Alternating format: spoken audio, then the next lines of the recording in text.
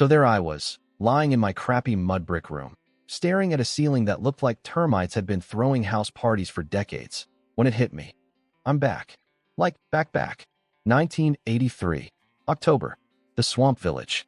The whole deal. Before I could even process my existential crisis, I heard my niece Wenwen outside absolutely roasting some dude at the door. That girl has zero chill, and I respect it.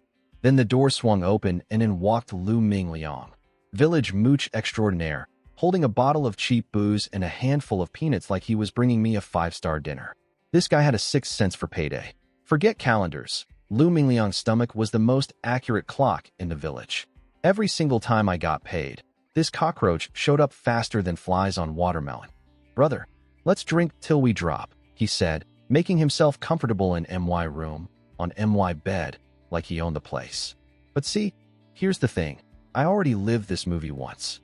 Last time around, I handed this clown my money like a complete donkey. He owed me 60 yuan and never paid back a single fun. 60 yuan. That's like 150 gene of rice. I could have fed my whole family for ages, but no, I gave it to a guy whose idea of financial planning was gambling away his own farmland in a card game. So when he casually dropped, "Hey, spot me 20 bucks, I looked at him like he'd just asked to borrow my kidneys. 20? A gene of rice costs 13 fun, you shameless leech. And what about the 60 you already owe me? You should have seen his face. The man short-circuited. His whole playbook was flatter Xiaodong, collect cash, but knew me wasn't having it. When sweet talk didn't work, this genius actually tried to search my pockets like I was a vending machine. So I kicked him. Just boot. Right off to the side. He stomped to the door doing his dramatic exit routine, fully expecting me to chase after him yelling, "Wait, brother, take my money," because old me was that pathetic, couldn't stand anyone calling me stingy. He walked out slowly. 1 step, 2 steps, 3 steps, getting slower and slower, practically moonwalking, waiting for me to cave. I didn't say a word. His brain broke. He stood at the gate screaming that I was a cheapskate, that our brotherhood was dead, that none of the boys would ever talk to me again. Real Oscar-worthy tantrum. Then I yelled back about my 60 yuan, and that man sprinted away like I'd released the dogs. Wenwen saw the whole show from the well, where she was washing up. She wandered over looking at me like I'd grown a second head. "Since when do you have a spine?" Fair question, honestly. Because here's what haunts me. My dad and 4 older brothers died in a flood 2 years ago, trying to save the village during a levee break. 5 men, gone in one night. Left behind 3 sisters-in-law, 3 kids, and me, the useless baby brother. My sister-in-law Shun Winley held the whole family together while I was out on a state dredging boat earning 30-something yuan a month and blowing every last fun on impressing strangers. Buying random guys sodas and snacks like some idiot celebrity. Never sent a single coin home to the people who actually mattered. Looking at Wenwen now, all I felt was shame piled on shame. But that was the old me. The new me already kicked one parasite out tonight, and I meant every word when I told her, "You guys matter more to me than anything." No more playing the generous fool for people who'd forget my name if I went broke. Which, by the way, I literally did go broke last time. So, lesson learned. The hard way. Twice. I pulled out my cash stash, 40 yuan total. Last month's wages plus a 10 yuan severance bonus from the dredging boat that just fired me. And for the first time in either of my lives, I did something revolutionary. I gave money to my actual family. 30 yuan to Wenwen for her mom to pay off debts. 5 for my living expenses, 1 yuan for candy for the little ones, and 1 yuan so Wenwen could buy some face cream because, and I say this with love, the girl is 18 and her skin situation was not attracting suitors. Wenwen stood there looking at me like I'd just sprouted wings and started speaking French. Her brain was doing the math, and it wasn't adding up. This is the same uncle who used to come home without a single coin and eat one of their chickens. Now I'm handing over 37 out of 40. Something was deeply wrong, and she knew it. "Did Fong Lu dump you?" she asked. "Or did you get fired and you're bribing us so we don't kick you out?" "Ah, Fong Lu. My girlfriend, my niece's best friend who only dated me because I had a government job. The same girl who'd scratched claw marks into Wenwen's neck during a fight, after which I, genius that I was, said absolutely nothing in my niece's defense. No wonder Wenwen thought I was useless. I tried to have a heartfelt moment. Told her I'd been a fool, that I'd take care of them from now on, that we'd eat meat together someday. She looked at me like I was possessed, got actual goosebumps, and Speed walked away clutching the money like a shoplifter leaving a store. Her internal logic was solid. Grab the cash before this lunatic changes his mind. She was already planning to hide it from future stupid me. Smart girl. Honestly, she should have been running this family all along. So I'm lying in bed processing my guilt when this tiny human comes zombie shuffling into my room.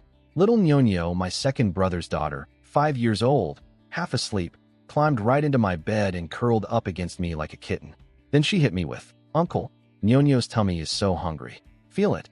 It's flat like a bean." She pulled up her patched-up shirt, and I swear my heart just cracked in half. The kid was skin and bones.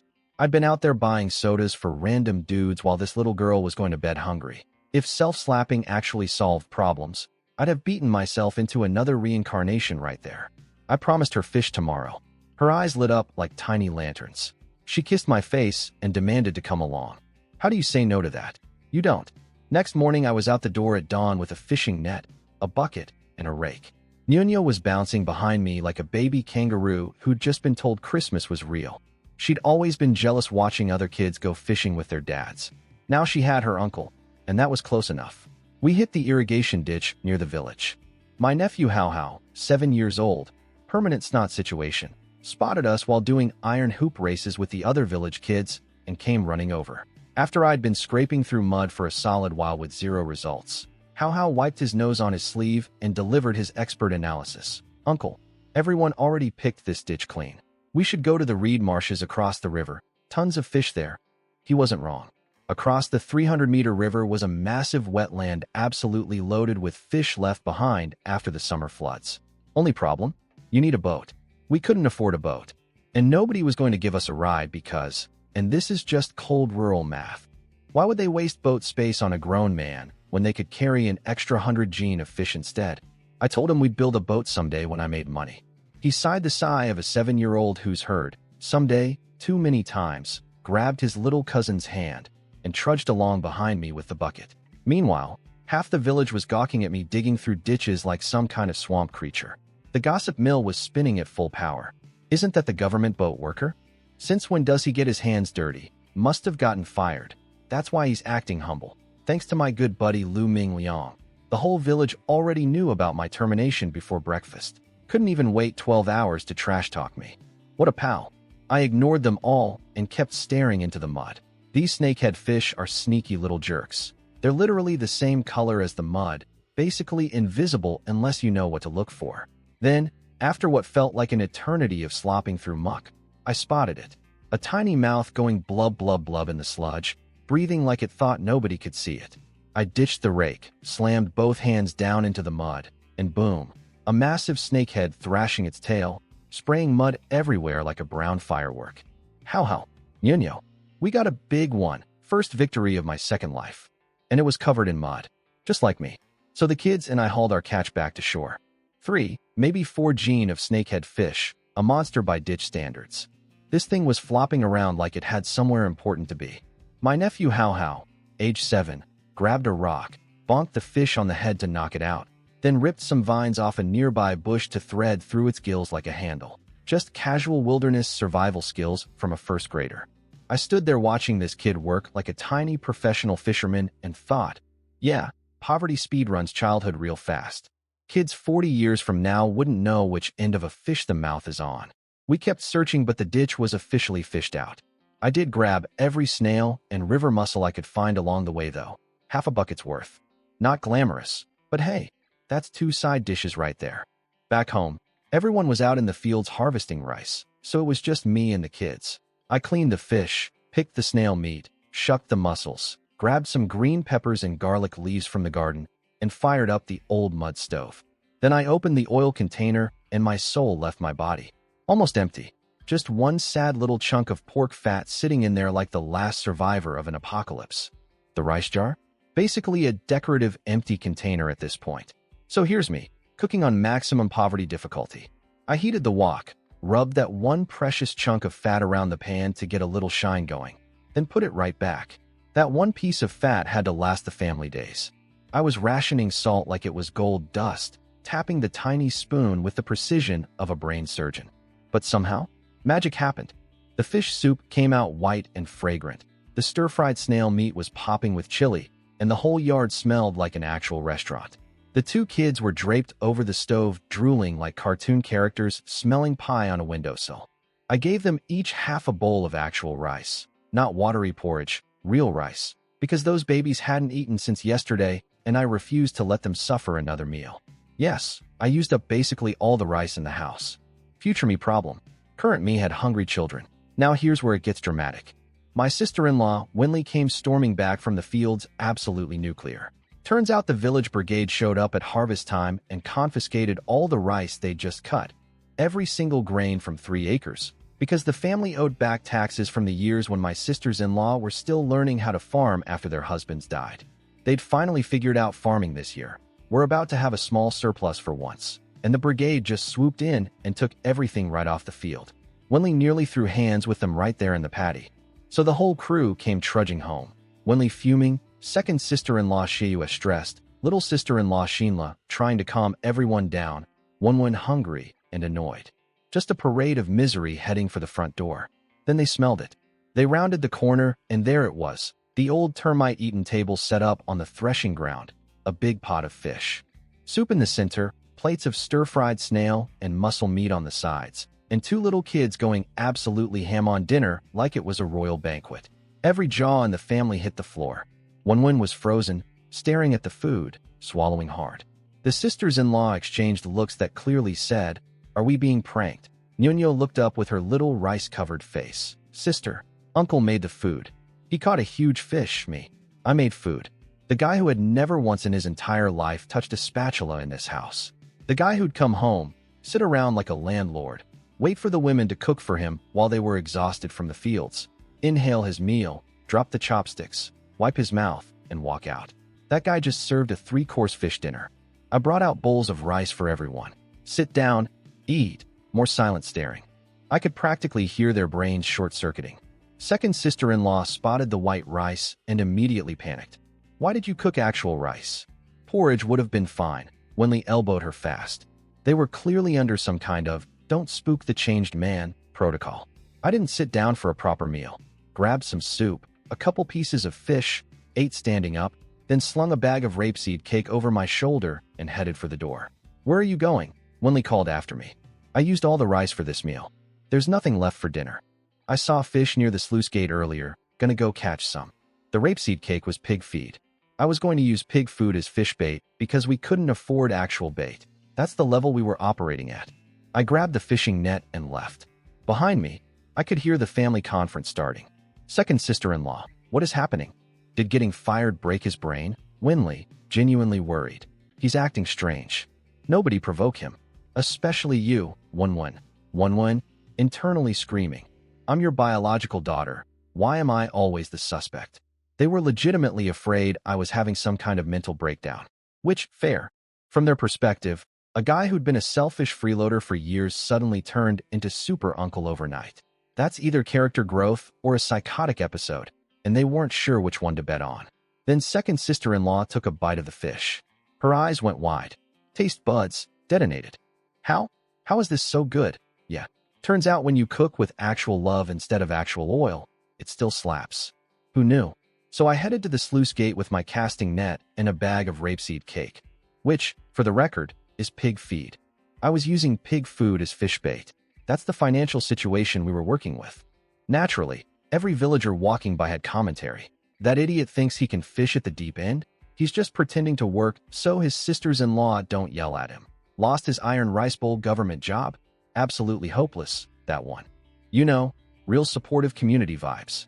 I crumbled the rapeseed cake into the shallow side to create a feeding spot and waited. Then this guy Wang Chong showed up from the other side of the sluice, carrying a fish spear on his back like some kind of aquatic warrior. He took one look at my casting net and immediately started with the trash talk. You think you can catch anything with that in water this deep? I ignored him. Grabbed the net, did my best dramatic wind-up, and threw it. The net hit the water looking like a crumpled napkin. Wang Chong nearly choked laughing. Bro, the net is supposed to open into a circle. You just scared every fish in a 50-meter radius. Fair. That was embarrassing. I pulled it back. 2 crawfish and some dead leaves. Spectacular haul. Meanwhile, Captain Spearfish over there spotted a carp breathing at the surface, crouched down like a hunting cat. and thwack, nailed it in one shot. Pulled up a 1-gene carp wiggling on his barbed spear. "See? That's how you catch fish," he announced, radiating the energy of a man who peaked in exactly this moment. I said nothing, just kept throwing that net. Again, and again, and again, dozens of times. Each throw getting a little better. Wang Chang was watching me like I was the funniest show on television. But here's the thing about me. I'm stubborn as a mule with a grudge. And somewhere around throw number 40, the net finally opened into a proper circle. Meanwhile, I'd been collecting shrimp from the failed attempts. Not nothing. Shrimp stir-fried with pickled radish from the jar at home? That's a dish. I was mentally writing menus while this guy was laughing at me.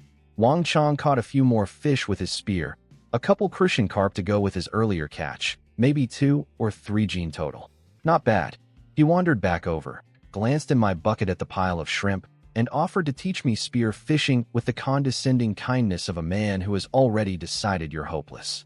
"No thanks," I said, eyes locked on the water where I'd dropped my bait. Bubbles were rising. Lots of bubbles. The fish from the deep bottom were coming up to investigate. The trap was working. Wang Chang was still chatting. Told me Lu Mingliang had been running around telling everyone I got fired for stealing from the work unit. Not just the village. He'd specifically gone to my girlfriend Fong Lu's house and told her parents. My good brother, my ride or die, went out of his way to destroy me before lunch. Wang Chang also casually dropped that Fong Lu had actually tried to flirt with him first, because the man could spear fish like a god, and that apparently counts as attractive in wetland villages. But she jumped ship to me the second I got the government boat job. What a romantic origin story for our relationship. I thanked him for the heads up. Then, move. I'm pulling the net. He cracked up again. "You're still doing this? You spent all afternoon and caught some shrimp. Just give up, man.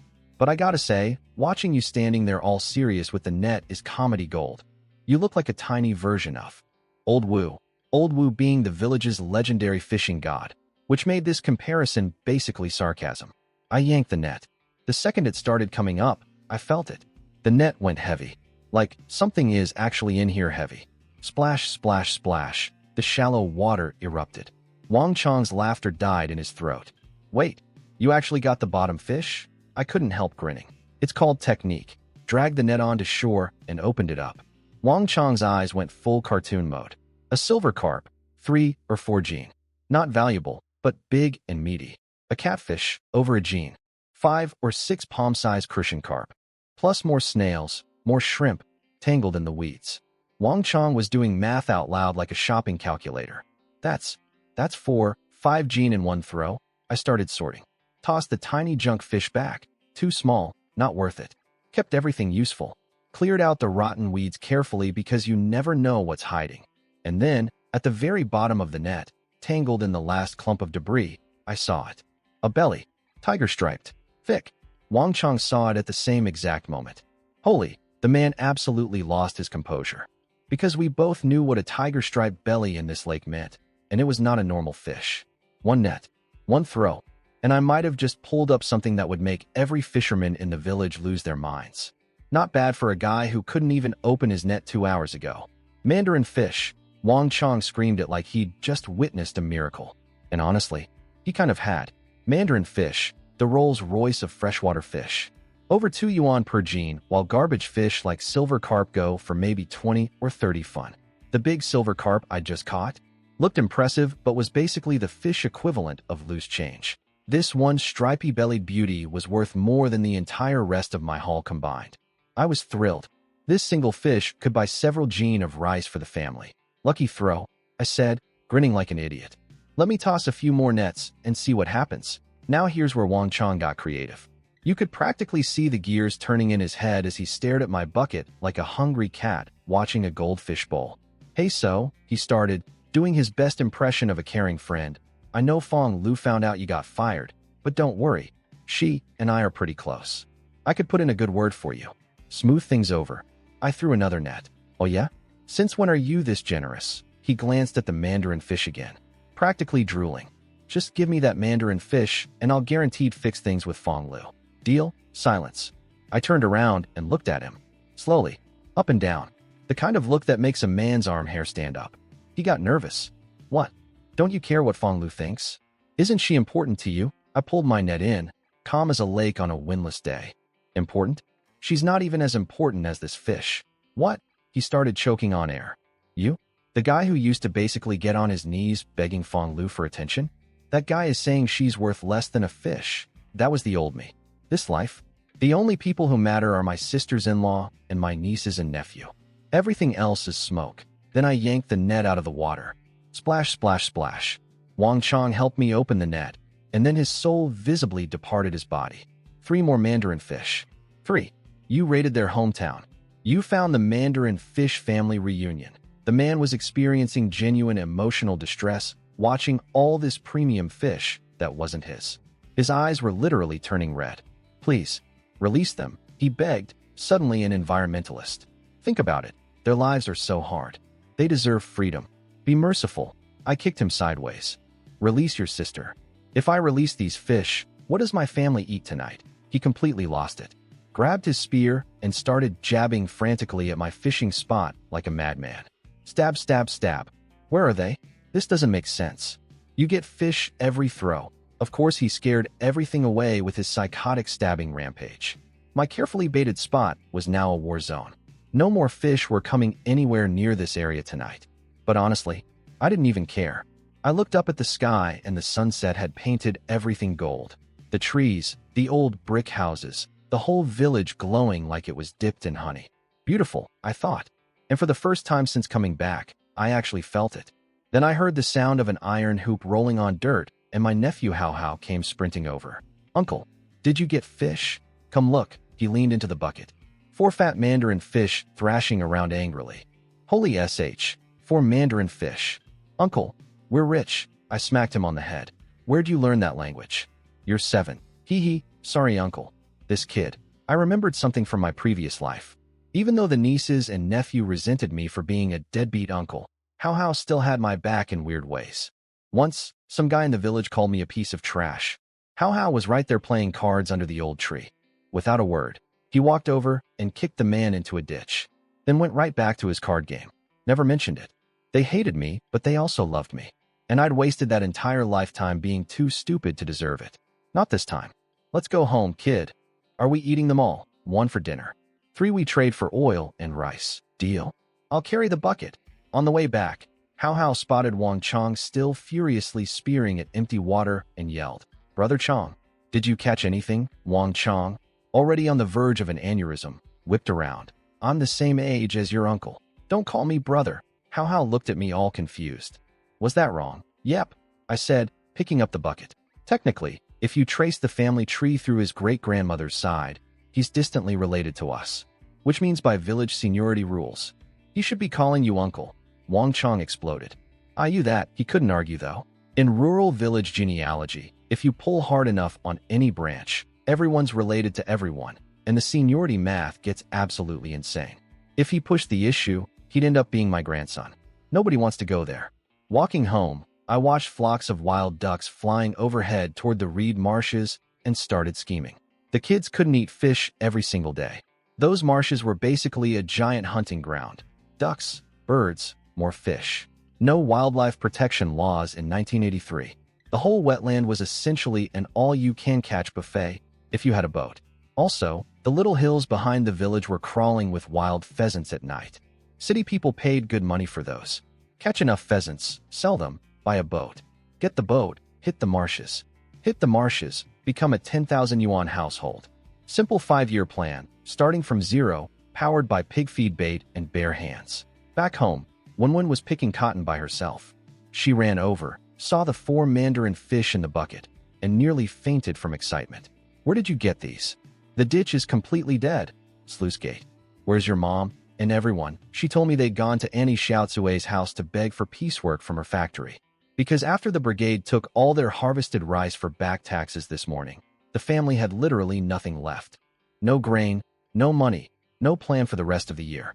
My sisters-in-law were out there trying to find hand assembly work so the family wouldn't starve through winter. While I stood here holding 4 premium fish like some kind of swamp lottery winner. The math was clear. 1 fish feeds us tonight. 3 fish buy us rice and oil. And tomorrow I start hunting pheasants. Because you don't build an empire sitting in an empty ditch waiting for miracles. I noticed Wenwen scratching at her wrists while picking cotton. all sliced up from cutting rice stalks in the field. Bleeding, itchy, painful. I told her to go wash them with clean water. She looked at me like I'd just spoken ancient Greek. Since when does her useless uncle notice things like that? Meanwhile, How was helping me sort fish, which really meant standing there being 7 years old. One grabbed him by the ear to come pump well water for her. That kid screamed bloody murder the whole way. You're only bullying me because you're bigger. Just wait till I grow up. Classic younger sibling energy. She did not care. I weighed the smallest mandarin fish, 8 liang, just under a jin. Took it to Wang Fugui's house, the village's one rich family. Now, mandarin fish goes for 2.5 yuan per jin in town. This fish should have been worth about 2 yuan, but it was already evening, the market was closed, and my family literally had 0 rice in the jar. So I ate the loss, sold it for 1 yuan 60 fun, and traded at another house for 9 jin of rice. Beggars can't negotiate. That's poverty math for you. Got home, cooked the rice, stewed the big silver carp with dried string beans in the broth. Then I realized, 7 mouths, 1 fish isn't enough. So I ran to the pond out front, shoved my arm elbow deep into the mud, and yanked out some wild lotus root. This wasn't your regular grocery store lotus root either. This was East Tingu's specialty lotus root. Crispy, naturally sweet, absolutely elite. Stir-fried lotus root slices with just a splash of the cooking liquid over white rice. You could demolish 2 bowls on the sauce alone. Then I grabbed some water chestnuts from the same pond, shelled out the nuts, stir-fried those too. Back and forth, back and forth. By the time I was done, it was dark again. No electricity in our house, so Wonwon lit the kerosene lamp and we waited. I scooped myself a tiny bowl of rice, poured a little lotus root soup on top, and sat on the doorstep eating in silence. Wonwon was watching me from inside, and she absolutely could not handle it anymore. What is wrong with you? You've been acting like a depressed turtle for 2 days. You cooked all this food and you're eating soup on rice? She had a point. The old me used to fight a 5-year-old and a 7-year-old for chicken legs at the dinner table. 0 shame. Now I'm sitting in the dark eating broth like a monk, and it was freaking her out. She tried to bring me actual food. I waved her off. Save it for everyone else. I'm full. Then I told her to have her mom sell the 2 remaining mandarin fish at the market tomorrow, and that I'd be heading up the back mountain at dawn to try catching wild pheasants I'd heard calling earlier. That broke her. What are you planning? You're definitely scheming something. Tell me. I just want you guys to eat well and not go hungry. Liar. You're up to something. Tell me right now. I smiled at her and went to bed. She literally stood outside my door, stomping her feet in frustration. But what was she gonna do? Kick it down? Then my sisters-in-law came home. Bad news from their trip. The factory barely had any work to hand out. 3 women dragging themselves back, already mentally preparing for a dinner of plain sweet potatoes. Instead, they walked into a yard full of fish stew aroma, a table of dishes, and 2 gorgeous mandarin fish doing laps in a bucket. After the kids explained everything, my sisters-in-law went into full crisis mode. But not the, yay food, kind. The, oh no, he's lost his mind, kind. They held a whispered emergency family meeting. The diagnosis: Xiaodong has clearly been psychologically damaged by getting fired and is now overcompensating. We promised his dead brothers we'd look after him. We must intervene. But who should go talk to him? They debated like generals planning a military operation. Big sister-in-law Wenli? Too loud. Might accidentally yell him into a deeper depression. Rejected. Second sister-in-law Sheiyue? Too honest. Can't articulate feelings well. Would probably just stand there awkwardly. Rejected. Little sister-in-law Xinla? Gentle personality, educated background. Her dad was a former intellectual. She can do feelings. Approved. Send her in. So the entire family crept to my door like a SWAT team. Xinla knocked softly. Xiaodong, are you asleep? Almost. Oh. Okay, sleep well then. That was it. That was her entire counseling session. Big sister-in-law shoved her aside. That's your idea of helping? Move. Let me do this. She planted herself at the door and tried. Really tried. To sound gentle, which for Wenli was like asking a truck horn to whisper. Xiaodong, it's your big sister-in-law. I know I've been busy and haven't checked on you. Losing the government job is not the end of the world, okay? We have hands and feet. We can work. We can feed you. Please don't. Think dark thoughts. She thought I was suicidal. They all thought I was suicidal. The whole family was outside my door having a collective panic attack because I'd been too nice for 2 days. I lay there on my side, staring at the wall, and my chest felt like someone was sitting on it. They didn't know. They couldn't know. The reason I was acting like a silent weirdo wasn't depression, it was shame. Pure, gut-destroying shame. Because I couldn't look these women in the face knowing what I'd done to them in my previous life. In that life, I'd started dating some girl from the next village who demanded a brick house, separate from my sisters-in-law, plus a full set of wedding gifts. Bicycle, sewing machine, radio watch, the works. And when my sisters-in-law said they couldn't afford it, the guy they'd been feeding and housing and protecting since his brothers died, I screamed at them. Told them they married into the Chung family, so they owed me. Said they had to find the money for my wedding. That memory makes me want to reach back through time and strangle myself. And now these same women were standing outside my door, worried sick that I might hurt myself, planning interventions, sending their gentlest member to comfort me. After everything. After I gave them nothing but grief, and they gave me nothing but grace. I'm fine. Go eat dinner. I'm sleeping. I couldn't say more than that without my voice cracking. And a man who just caught 4 mandarin fish doesn't get to cry in his termite-eaten bed. But between you and me, I absolutely did. But before I get to the pheasant hunt, let me tell you why I was lying there staring at the wall, unable to breathe. See, in my first life, my sisters-in-law actually scraped together the money for my wedding demands. Every single yuan. And the cost? Little sister-in-law Shinla, the gentle, educated one who just tried to counsel me through the door. She married the village's old bachelor to bring back 100 yuan for my wedding fund. That man beat her, every day, until she couldn't take it anymore and walked into the river. Gone. Second sister-in-law Sheyue, the honest, quiet one who just stopped Big Sis from barging into my room. She took a construction job to pay off debts I'd created. Fell from a building site. Gone. Big sister-in-law Wenli, the loud, fierce one crying outside my door right now, worried I might hurt myself. After my wedding, I kept being a useless gambling bum. Racked up huge debts. When the creditors came to seize the brick house SHE helped pay for, she fought them. A mob beat her to death. 3 women. All dead. All because of me. And right now, in this timeline, they were standing outside my door debating who should comfort me. Worrying about my feelings. Planning how to take care of me. So yeah, I wasn't depressed. I was drowning in guilt so thick I could chew it. Every nice thing I did for this family wasn't charity. It was the minimum installment on a debt I could never repay. I told Winley through the door to sell the mandarin fish tomorrow and buy some pork. The kids needed nutrition. She nearly broke down the door trying to come in, crying that she couldn't let anything happen to me because she'd promised my dead brothers. Wenwen, bless her suspicious little heart, piped up, "Mom, you're all overthinking this. What if he's just scheming to take something from the family again? Shut your mouth, Chung Wenwen. He is your uncle." Winley turned on her daughter like a cannon. Wenwen started crying. Why am I always the punching bag? That girl gets 0 breaks. Honestly, future me needs to make it up to her specifically. Anyway, 3 a.m. Back mountain. The hills behind our village were barely hills, more like bumpy ground with ambitions. Low shrubs everywhere, no big trees, and at night, full of wild pheasants. I wasn't the only genius who heard them calling yesterday. Wang Chong was already up there, and he was furious. Turns out he'd gone to Old Wu, the village's legendary fishing and hunting master, nicknamed the Fish God, and paid him with that big carp he'd speared yesterday. In exchange, Old Wu shared his secret pheasant catching technique. Wild pheasants are skittish and dumb. If you get close and bark like a dog, they'll panic and shove their heads into the ground like ostriches. Then you just walk over and pick them up. Wang Chong spent the entire night crawling through bushes barking like a dog. Every single time, the pheasants immediately flew away.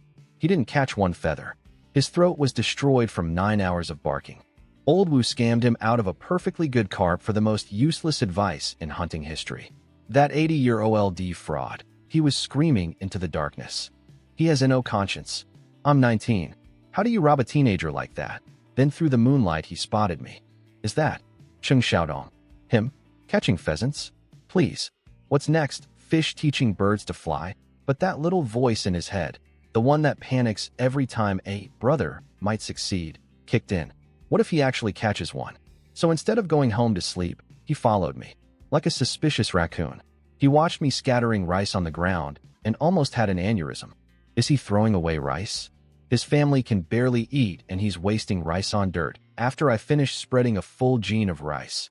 Yes, a whole gene. Enough to fill Nyonyo's belly twice. No pressure. I hid behind a dirt mound and waited. Then Wang Chang's face materialized 2 inches from my ear in the dark. You know, if you don't set a trap, just throwing rice isn't going to. I slapped him across the face on pure reflex. He was stunned. What is wrong with you sneaking up on someone at 3 a.m. whispering in their ear like a ghost? He thought about it. Fair. But if I was a ghost, shouldn't you have screamed and run? Why did you just slap me? Because, buddy, I've literally died and been reborn. Ghosts are an upgrade from my actual life experience. But I couldn't exactly explain that. Then, movement. 3 pheasant shadows emerged from the bushes. Shut up, I whispered. Targets acquired. Wang Chang recognized them immediately. Those 3. That's the family I've been chasing all night. I barked at them for 9 hours. The pheasants were careful. Paranoid, even. They'd take 2 steps. Stop. Crane their necks around scanning for threats. Take 2 more steps. It took them 15 minutes to reach the rice. Even while eating, they'd peck once. Look up. Peck once. Look up. Professional-grade anxiety. I was sweating bullets. That was a whole gene of rice sitting there. If this didn't work, I'd basically thrown away 2 meals for nothing. Behind me, Wang Chang was already composing his "I told you so" speech. The pheasants ate every last grain. Wang Chang was mentally preparing to laugh, and then all 3 birds started wobbling, swaying side to side like tiny drunk uncles leaving a wedding banquet. They plopped down right there on the ground, eyes half closed, completely zonked. The rice was soaked in liquor. Well, the dregs of fermented rice wine from the family's pickling jar gets birds absolutely hammered. I crept forward.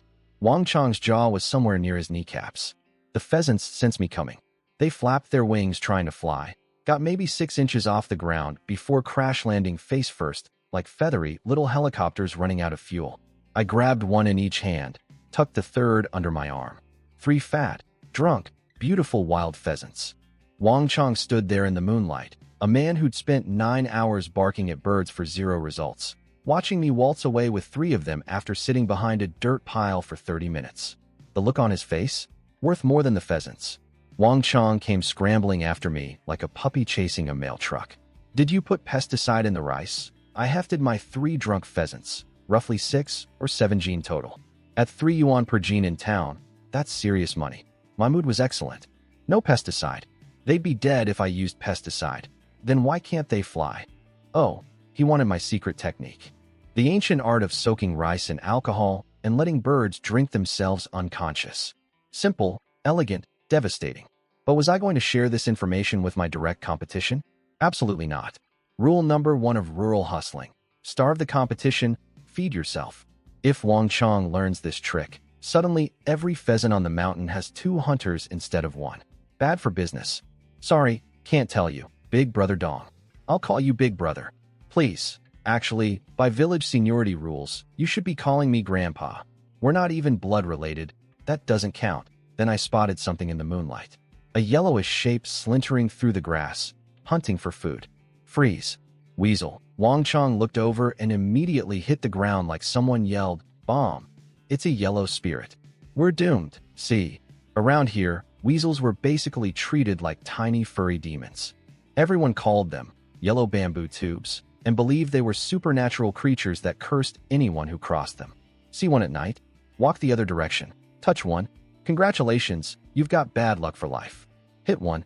It'll bring its entire weasel army to your house for revenge. Superstition ran deep in 1983. I grabbed a rock and started creeping toward it. Wang Chang nearly had a stroke. Chung Xiaodong, do you have a death wish? Don't let it see you. Then, with 0 shame. Hey, why don't you hand me those 3 pheasants? I'll hold them for you. For safety, I turned around slowly. Your scheme is so obvious the abacus beads are hitting me in the face. If I give you those birds, am I ever seeing them again? He did an awkward little laugh. Yeah, thought so. I hurled the rock at the weasel. Whoosh. The little demon dodged like a ninja and vanished into the bushes before I could blink. These things make pheasants look like amateurs in the paranoia department. Damn. Missed. Wang Chang rushed over like I'd just defused a bomb wrong. You actually attacked a yellow spirit? What if it brings its whole clan to your house tomorrow? My internal response. Please do. 1 weasel pelt goes for 7 or 8 yuan. Bring the whole family. Bring cousins. I'll make a coat. By the 1990s, people in our village would stop being superstitious and hunt these things so aggressively, they'd nearly go extinct and need legal protection. But right now, in 1983, Everyone was too scared to touch them, which meant the hills were basically a free-range weasel fur farm that nobody was using. Mental note: figure out how to trap weasels. At this point, I was in full survival capitalism mode. If it breathes, moves, or grows within 5 kilometers of my house, and someone somewhere will pay money for it, I'm interested. 7 mouths to feed. No job. No savings. Just pure hustle energy. Dawn was breaking as I headed down the mountain. The hills were wrapped in morning mist. The grass had turned golden with autumn, and a cool breeze rustled everything into a quiet whisper across the fields. I breathed it all in. Say what you want about 1983, the air was absolutely incredible. Zero pollution. Just pure countryside morning. I dished Wang Chong and walked home. Of course, every early riser in the village saw me carrying 3 fat pheasants, and the gossip engine fired right up. Where'd he get those? Wild pheasants are impossible to catch. Why's he been acting so weird and quiet lately? Must be the firing. Scrambled his brain. Such a shame. If only that boy had some sense. I didn't even register it anymore. Previous life, village gossip ate me alive because I was obsessed with face and reputation. This life, I have exactly zero bandwidth for anyone's opinion. My entire brain is allocated to feed family, make money, don't be trash. Then I got home and saw her standing at my gate. Fong Lu, right on schedule. I knew she'd come. Got the news about my firing, rushed over to dump me. Clockwork. But then she spotted the 3 pheasants in my hands, and I could literally watch the calculation happen behind her eyes in real time. The breakup speech she'd rehearsed got shoved into a mental drawer labeled, later, maybe, see. She knew the old me. Old me would have handed her 2 out of 3 pheasants without being asked, just to impress her. Why dump the golden goose before it lays its last egg? 3 pheasants? She said casually, like we were discussing the weather. You caught those? Yeah. Back mountain, last night. Oh, give them to me. I'll have my dad butcher them, just like that. No hello. No. How are you? No. Sorry you lost your job. Just hand over the goods. The audacity was almost artistic. Inside the house, Wenwen was watching through the window, absolutely seething. I could feel her rage energy from 50 meters away. She was doing mental math. He better not give her all 3. 2 maximum. We keep 1. Minimum. Her second aunt was holding her back. Don't interfere. It's his relationship. If you go out there, you'll ruin everything between them. Wenwen squatted on the ground, radiating pure fury at the pheasants she was about to lose. Fong Lu walked up and reached for the birds. Come on, give them here. My dad hasn't left for work yet. I pulled them away from her hand. She blinked. What? You don't want to give them to me? One of the pheasants chose this exact moment to sober up from its alcohol coma. It looked around, realized it was in the hands of a human, and went absolutely berserk, pecking my hand like a tiny feathered jackhammer. And these wild pheasant beaks are not like chicken beaks. That genuinely hurt. I grabbed its neck and snapped it sideways in one motion. 90-degree angle. Instant silence. No hesitation. Fong Lu went pale. Fair enough. She came here expecting pushover Xiaodong who'd hand over everything with a dumb grin. Instead, she got a guy who just executed a bird mid-conversation with the energy of someone cracking his knuckles. I looked at her. I was going to come find you yesterday, but since you're here, let's get this done. You came to break up with me, right? Fong Lu's eyes went shifty the second I said, break up. She was still calculating how to walk away with my pheasants and her dignity. Classic move. Dump the boyfriend, keep the poultry. But I'm not old me anymore. Old me would have stood there like a sad puppy while she delivered her rehearsal speech and walked off with 2 birds under her arm. New me understands the ancient art of breakup warfare. Whoever says, we're done, first, wins. So before she could even open her mouth, I hit her with it. Cool, so we're broken up. Don't come looking for me anymore. Her face turned the color of a boiled shrimp. She'd been robbed. That was her line. She'd been practicing it the whole walk over. You can't steal someone's breakup speech. That's emotional theft. She went cold. Chung Xiaodong, you apologize right now. Give me those 3 pheasants, and I'll pretend this never happened. Translation, let me have the birds today, and I'll come back tomorrow to dump you properly when I'm ready. I shook my head. You don't even want me anymore, but you're still scheming to take my chickens? Fong Lu, you've outsmarted yourself. We're done. Don't come back. Turned around. Walked away. She stood there sputtering like a broken engine. Fine. Fine. This is your decision. Don't you dare regret it. Stomped off. From the front yard, Wenwen and second sister-in-law had heard every word. They were standing there looking at me like I'd just defused a nuclear warhead by accident. I handed the birds over to second sister-in-law. 2 live ones. Take them to town with big sis to sell. The dead one with the broken neck, we eat for lunch. Whole family. She took them carefully, then whispered, Xiaodong, should you maybe go apologize to Fong Lu? No. No going back. You guys are the only people who matter. Then I went to the storage shed to start making bamboo traps, because I had weasels to catch and money to make. Second sister-in-law stood there holding 3 pheasants, completely lost. She looked at Wenwen for help. Wenwen said, I'll go talk to him. She found me in the shed, working on bamboo strips. Her voice was weirdly soft. She actually called me little uncle for what might have been the first time in our entire lives. That word hit me like a truck. This girl who'd never respected me, never acknowledged the family connection, just called me by my title voluntarily. My chest hurt. You're not upset about Fong Lu? She asked. You should be thrilled, I said. And she was completely honest about it. Yeah, I am happy. She was my friend first. If you married her, she'd become my aunt. Do you know how weird that is? The whole village would laugh at me. I pointed out her logical flaw while splitting bamboo. Wenwen, think about it. You're only 1 year younger than me. Every girl my age in this village is your friend. No matter who I date, she becomes your aunt. Are you saying I should never get married? She froze. This had genuinely never occurred to her. You could see the realization slowly downloading into her brain. Oh, well, what do we do about that? Blame your grandparents. They were over 40 when they had me. That's why the generations got scrambled. Don't say that. Grandma wasn't wrong. Fine, I'll find someone from another village you don't know. Problem solved. Deal. What are you building? Traps. For pheasants. I lied. They were for weasels. But if I told anyone in this family I was planning to hunt yellow spirits, the mystical creatures everyone believed would curse your bloodline for 7 generations, they'd physically tackle me to the ground. Big Sis would march up that mountain and burn the traps herself. So, pheasant traps. Nobody questions pheasant traps. We actually talked. Really talked. First time in 2 lifetimes. It was nice. Weird, but nice. Around noon, second sister-in-law came rushing back from town, frantic about my emotional state. Lost his job and his girlfriend in 48 hours. Surely the boy is crumbling. All 3 sisters-in-law took turns hovering around me like I was a patient in intensive care. I kept repeating, job's gone. So what? I'll fish and hunt. Girlfriend's gone. So what? I'll find another one.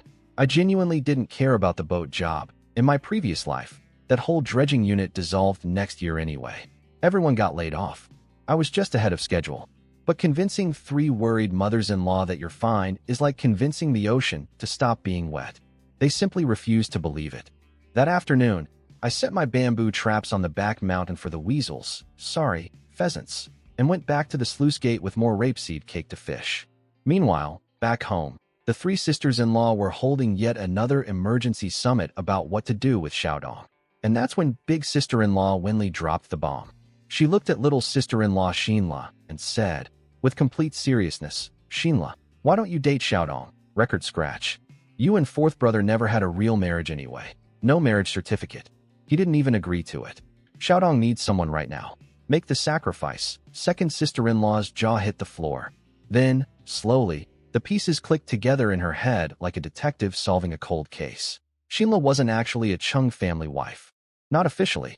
4th brother had refused the arranged match because her parents were labeled rightists during the political movements, toxic by association. A village grandmother had felt sorry for the beautiful, educated orphan girl and asked my father to take her in.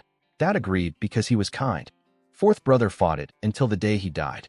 Then all the men drowned, and big sister-in-law could have sent Xinla away. Instead, she insisted that Xinla was family and brought her home to live together. And now, years later, the master plan was finally revealed. Wenli hadn't kept Xinla around out of pure charity. She'd been playing 4-dimensional chess this whole time, saving an educated, kind, same-age girl in the family roster for me. Big Sis was playing matchmaker from day one, and nobody saw it coming. Second sister-in-law sat there having her mind blown, doing the math. Same age as Xiaodong, beautiful, educated, gentle personality, technically single, already living in the house. She looked at Wenli. Wenli looked back. The scheming energy between them could have powered a small city. Somewhere at the sluice gate, completely unaware that my love life was being arranged by committee, I was throwing a fishing net at water and thinking about weasel pelts. Meanwhile, back at camp, one was doing a happy dance.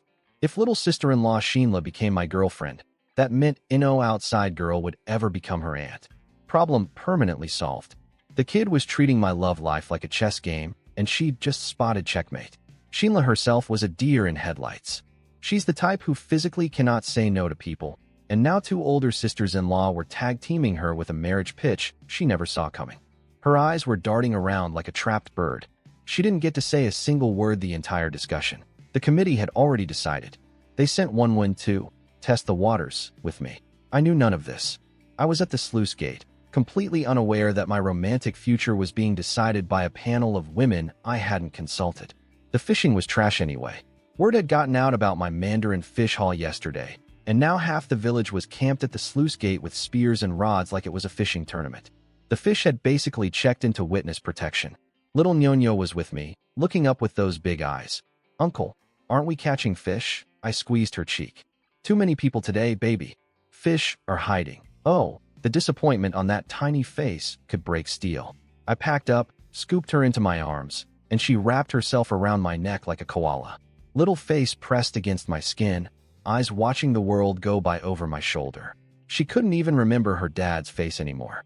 Since she could form memories, I was the only man in the house. To her, I wasn't uncle. I was the closest thing to a father she'd ever have. And in my first life, I'd been completely worthless to her. Cool. Love that for me. Really adds to the guilt collection. Instead of going home, I carried her up to the big levee. The view absolutely wrecked me. On one side, golden rice paddies rolling like waves under the late sun. On the other, the wide river, smooth as a copper mirror, with fishing boats cutting across it trailing long V-shaped wakes that glittered like scattered gold coins. Beyond the river, hundreds of thousands of acres of reed marshes stretching to the horizon. This was East Tingu Lake in 1983, and it was devastatingly beautiful. Fishermen were walking to their boats carrying metal lunch boxes, heading out for their nightly run into the reeds.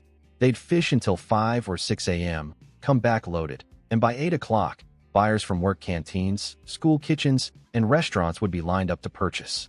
These fishermen were the village aristocrats.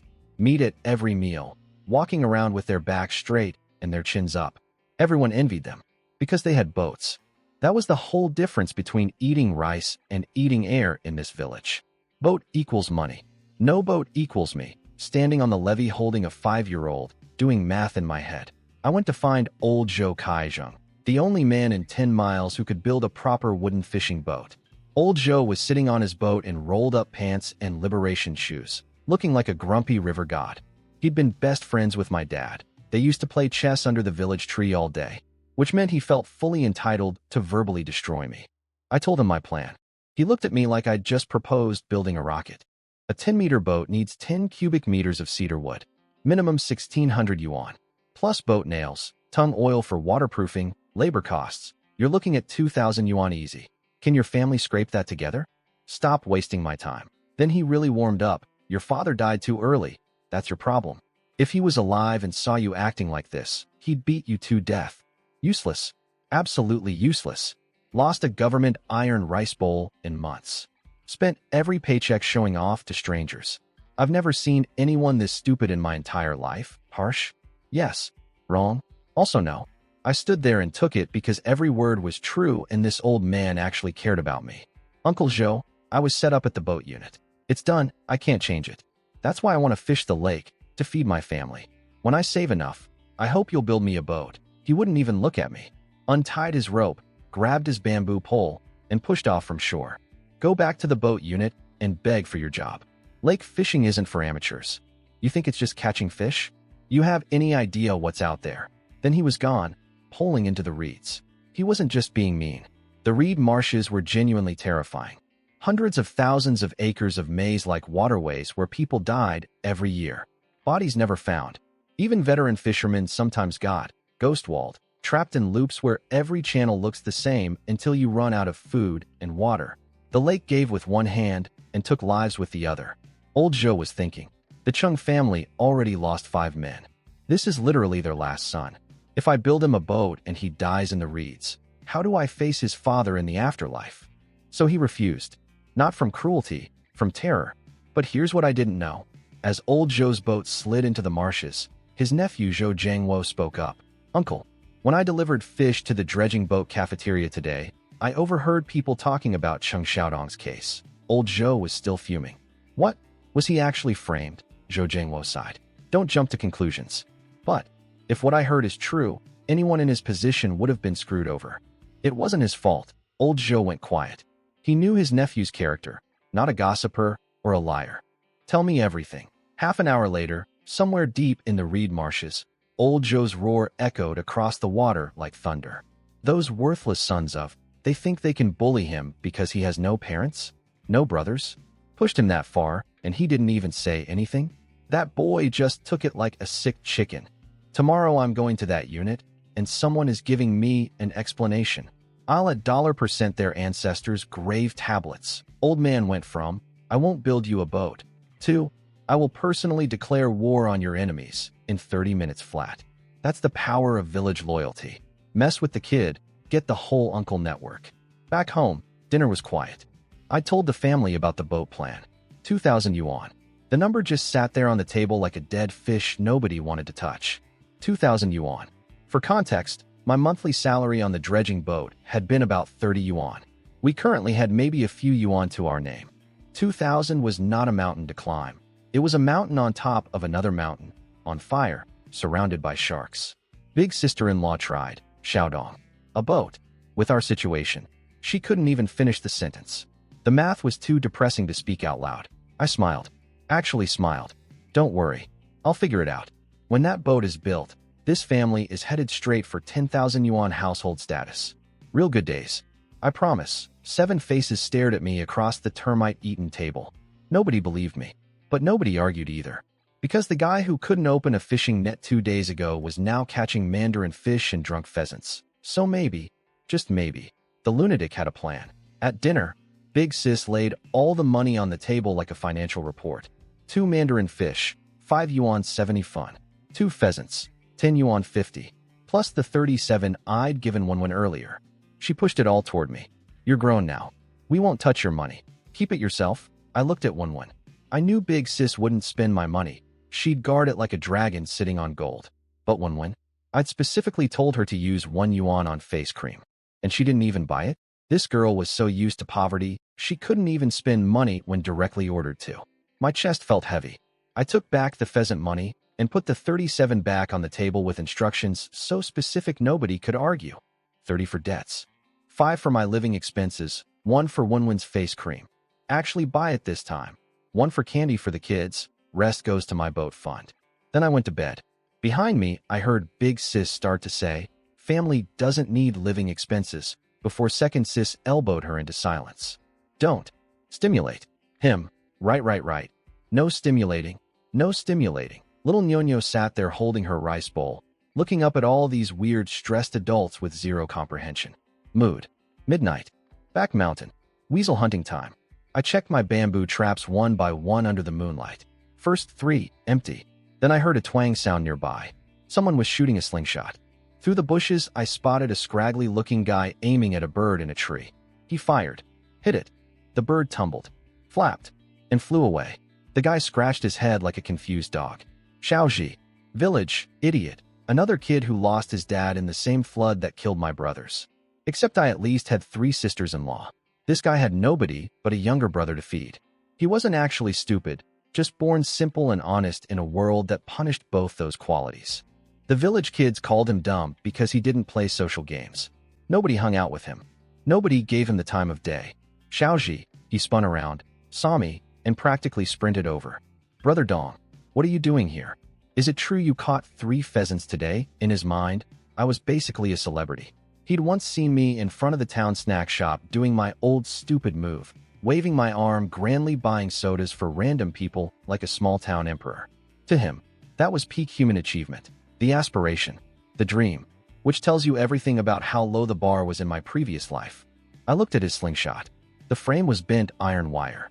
The rubber band was a Frankenstein nightmare. Scraps of hair ties girls had thrown away, knotted together end to end. I test-fired twice. No good. Not enough power to bring down a bird. He smiled sheepishly. I'm saving up for real rubber bands.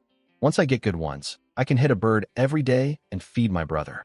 That's the plan. His version of happiness. A few fun for rubber, one bird a day, little brother doesn't starve. That's it. Full contentment.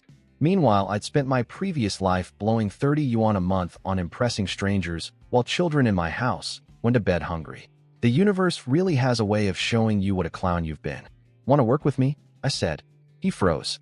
Brother Dong, I'm too dumb for. You're not dumb. Your slingshot aim is better than anyone in this village. Who else can even hit a bird in a tree at night? He just stood there, silent, for a long time. This was the first person in his entire life who'd told him he wasn't stupid. And it came from someone he looked up to. I could see something shift behind his eyes, like a door he'd kept locked was creaking open. Okay, Brother Dong, what's the plan? I'll tell you later. Help me check the rest of my traps first. He bounced along behind me like a loyal golden retriever who'd just been adopted. Then we found one. A weasel. Alive. Leg clamped in my bamboo trap. The second it saw us, it bared its teeth like a tiny furry demon from hell. Xiaoji grabbed my arm and yanked. Brother Dong, we have to go. This thing is cursed. Bad luck. Very bad. Please. I shook him off, picked up a stick, walked over, and bonk. Legs went stiff. 2 twitches. Lights out. Xiaoji's jaw was somewhere underground. His entire belief system was recalculating. Then I pulled out a knife and skinned it right there. 3 quick cuts. Peel done. Like unwrapping a furry Christmas present. Xiaoji watched his worldview disintegrate in real time. The Great Spirit, the Yellow Fairy, the creature that supposedly cursed families for generations, was lying there naked and pink like a raw chicken. Brother Dong, if we eat the meat, will we get cursed? If this thing could actually curse people, it wouldn't have died from one bonk with a stick. And I already took its skin. What's it gonna curse me with? Its bare butt. It's superstition. He poked the meat with one finger. That we can really eat it? I gutted it with zero ceremony. Brutal? Sure. But you know what's more brutal? Watching a 5-year-old show you her flat stomach and say she's hungry. I am completely out of mercy for anything that can be converted into calories or cash. We're so broke we don't own shoes, I told him. What's bad luck gonna do? Make us more broke. Here, take half. He still couldn't do it. Too many years of superstition baked in. I didn't push. You can't deprogram an entire village's mythology with one dead weasel. Takes time. We kept checking traps. Most were empty but showed signs of struggle. Weasels had been caught and escaped because bamboo traps aren't strong enough. The mountain was crawling with these things. Everyone was too scared to touch them, so they'd been breeding like crazy for decades. It was basically a free-fur ranch, and I was the only customer. Mental note: need metal traps. Bamboo is amateur hour. By dawn, we'd collected 3 weasel pelts total. Not bad for night 1. We stuffed them in a fertilizer bag so nobody would see and start a village-wide panic about me angering the spirit world. 8 a.m. Town. I walked into a shop, opened the bag, and laid out 3 fresh pelts on the counter. All fresh. What's your price? Xiaoji stood there watching the shop owner count out money for weasel pelts, and his entire universe collapsed. You mean this cursed demon animal is just a regular animal that people buy and sell? Like a commodity? Like fish? The shop owner inspected my skins with professional interest. 2 big ones, 7 yuan each. 1 smaller, 5 yuan. 19 yuan total. Not bad for one night of bonking weasels with a stick. He knew the county middleman would pay 8 or 9 per big skin, so he was skimming a couple yuan off each. But honestly, I didn't want to make the trip to county, and I definitely didn't want to bring weasel pelts home where my sisters-in-law would see them and assume I'd declared war on the spirit realm. They'd probably hold an exorcism on me. Want to sell the meat too? The owner asked. 8 fun per gene. 8 fun? I could get more nutritional value by eating the money. No thanks, I'm keeping it. Walking home, Xiaoji was having a full spiritual awakening behind me. You could practically hear the gears grinding. Brother Dong, weasels are really just normal? His logic chain was finally connecting. If this shopkeeper handles cursed pelts every day and hasn't died, then maybe, just maybe, the yellow spirit is just a regular animal with good marketing. And our village is infested with them. They steal chickens every night. Everyone hates them, but is too terrified to touch them. Which means, free money, just sitting on the mountain, wearing fur coats, waiting to be harvested. I could see the dollar signs forming in his eyes for the first time ever. At the village entrance, I sat down under a tree and split up the supplies. Cut off 4 or 5 liang of pork for Xiaoji, plus a gene of rice, plus 2 pieces of nougat candy for his little brother. He immediately tried to refuse. Brother Dong, your family is bigger. You need it more. I've only got me and my brother. I shoved it into his hands. Take it. Feed your brother a real meal. Come to my house tonight, and we'll go hunting again. Then I walked off. I didn't look back, but I knew he was standing there watching me leave. Probably with that burning feeling in his nose you get right before tears show up. This was a kid the entire village called an idiot. Nobody shared anything with him. Nobody asked him to be part of anything. I just handed him meat, rice, candy, and told him his slingshot skills were the best in the village. Sometimes all a person needs is one person who doesn't treat them like garbage. Just one. A tiny spark. Doesn't fix everything, but it thaws the ice enough to keep going. Now here's where things got spicy at home. I walked up to find my third sister-in-law, Li Fengyan, sitting in front of the house, doing her favorite hobby, being the worst person in the village. Quick backstory. Third brother died in the flood with everyone else. Li Fengyan mourned for approximately 6 weeks, then hooked up with some dude and remarried. Took my nephew Qingtao with her. Since then, she's been dropping by regularly to laugh at my family's poverty like it's a spectator sport. When I had the government job, she shut up for a while. Now that I'm fired? Oh, she was having the time of her life. Christmas came early for Li Fengyan, but today she had a bonus mission. Apparently some guy from the county had spotted Xinla in town and was immediately smitten. He'd tracked down Li Fengyan as a go-between and promised her a pair of leather shoes if she could make the match happen. Leather shoes. In 1983 rural China, leather shoes were heirloom items. Old grandpas literally put them in their wills. When grandpa dies, these shoes go to you, grandson. She was practically drooling over the commission. So there she was, doing her sales pitch to second sis and Xinla while big sis was out. Ladies, listen to me. Your husbands are dead.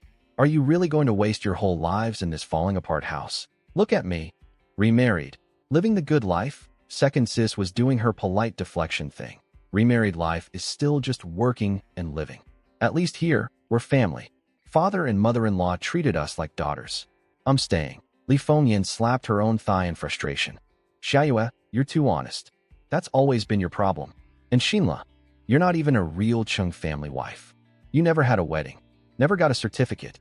Why are you staying? Then a tiny voice interrupted. Uncle, you're back. Nyonyo came bouncing over like a little bouncy ball made of happiness. I scooped her up and planted a huge kiss on her face. Pulled a nougat candy from my pocket. Her eyes went full supernova. Peanut nougat? Is this for Nyonyo? Of course it's for you, baby. And guess what? I bought pork. We're having meat for lunch today. Really? She was vibrating with joy. Pork happened maybe twice a year in our house. Spring festival, and maybe one other holiday if we were lucky. These kids dreamed about pork the way other kids dream about bicycles. Li Fengyan watched all this from her seat with her jaw slightly open. Her internal monologue was clearly malfunctioning. Wait, last year my son begged this guy for one candy, and he slapped the kid away. Now he's buying candy for Nyonyo, and hugging her, and kissing her. He used to hate these kids.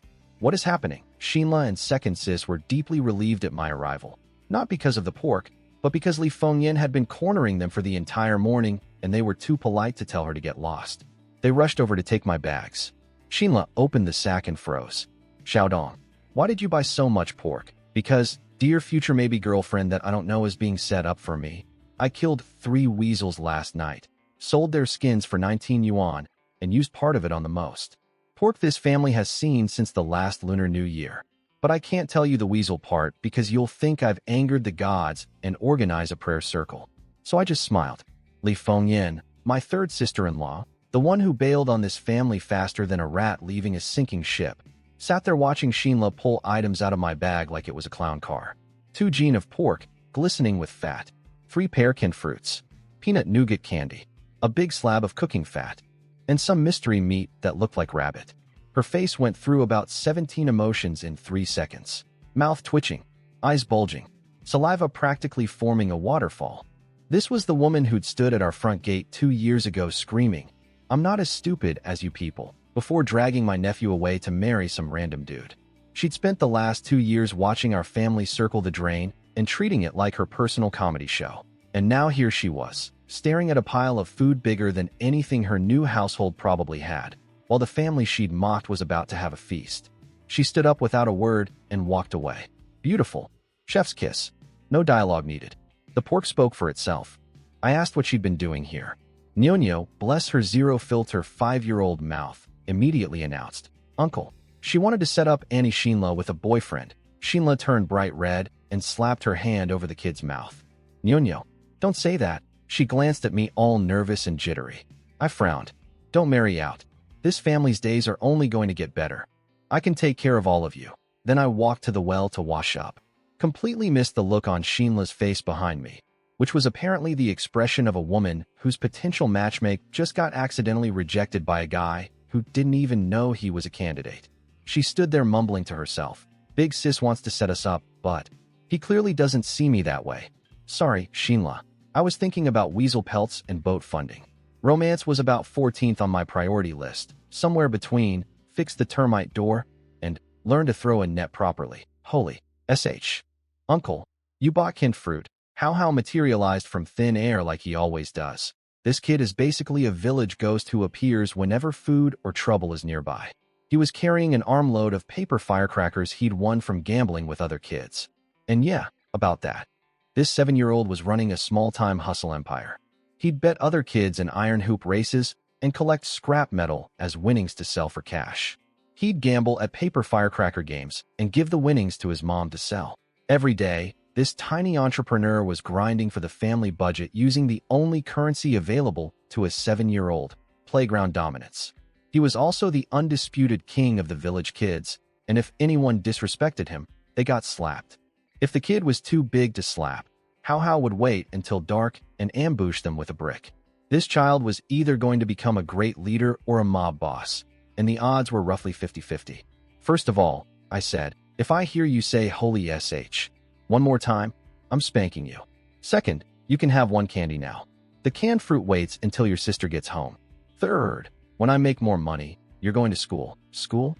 Uncle, you might as well kill me." Shinla was watching us from the doorway with a soft look on her face.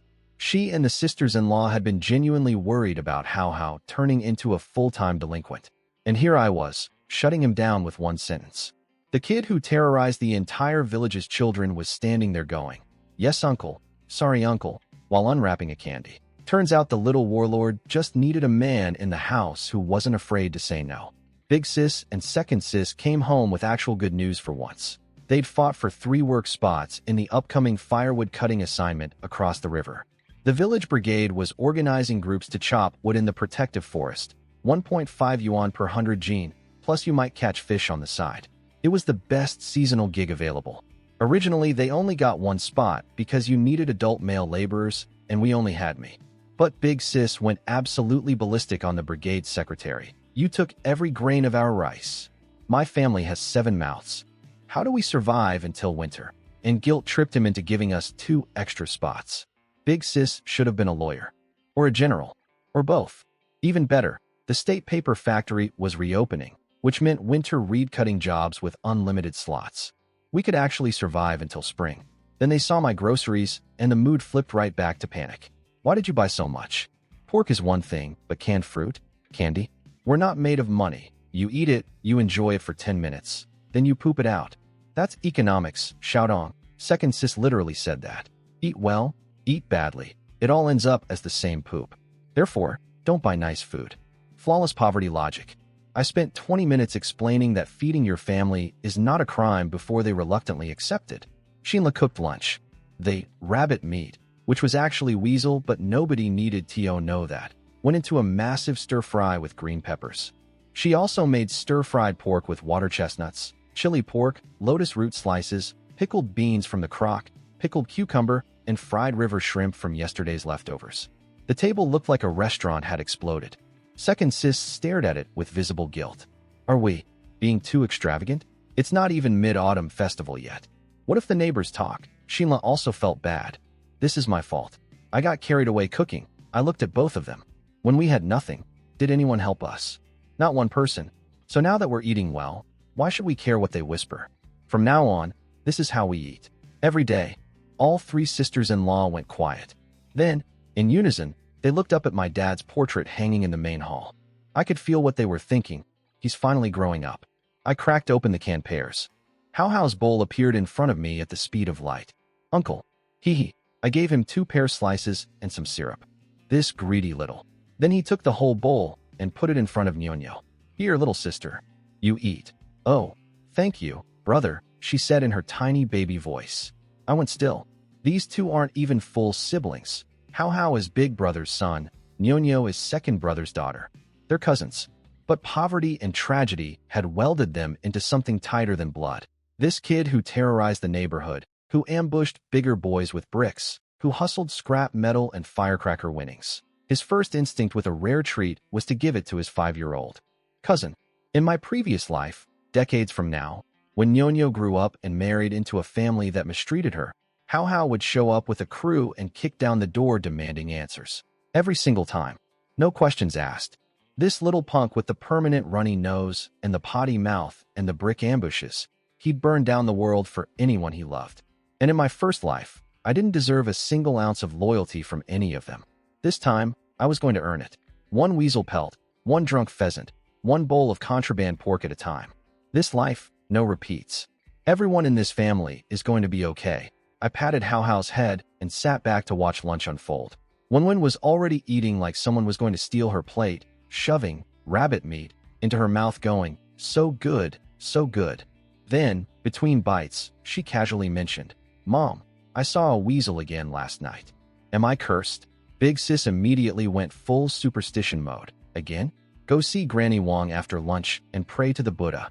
Get that bad energy off you. Shinla, delicately nibbling her rabbit meat, like a princess at a picnic. Weasels are so evil and creepy. Should we get a talisman for the front door? Second Sis, also chewing rabbit meat with great enthusiasm. Absolutely. We need Granny Wong's strongest one, the 5 Thunder Talisman. Maximum protection. I sat there in complete silence. Because every single person at this table was eating weasel meat. The very creature they wanted magical protection from was currently being digested in their stomachs. The yellow spirit. The great fairy.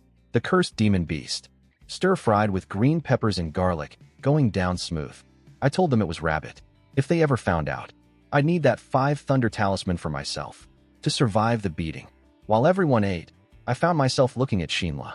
She really was beautiful. About 5'7", willow leaf eyebrows, a perfectly straight nose. Her parents had been Beijing intellectuals before getting sent here during the political campaigns. Both died.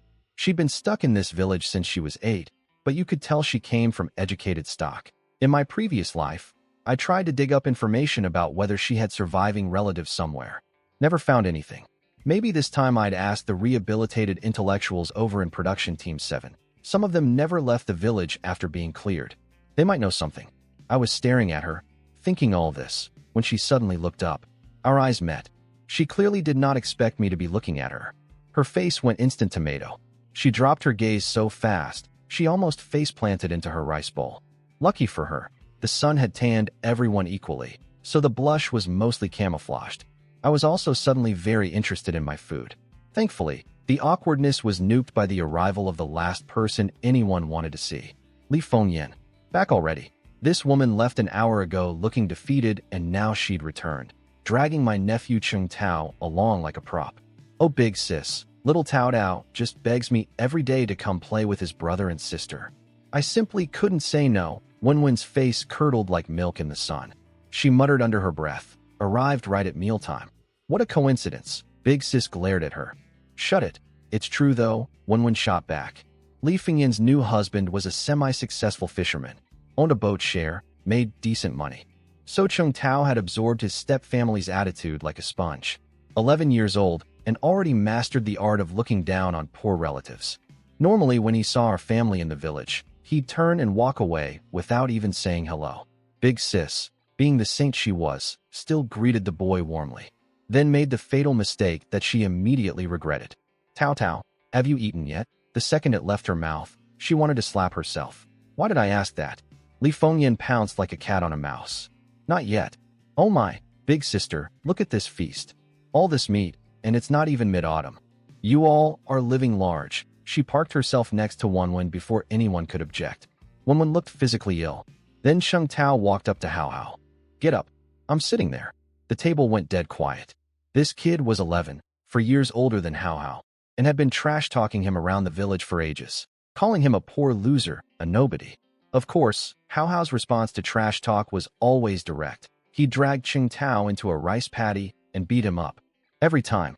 But Cheng Tao never learned. He kept coming back for more, trying to pull rank like being older meant something. Now he was doing it in front of the whole family.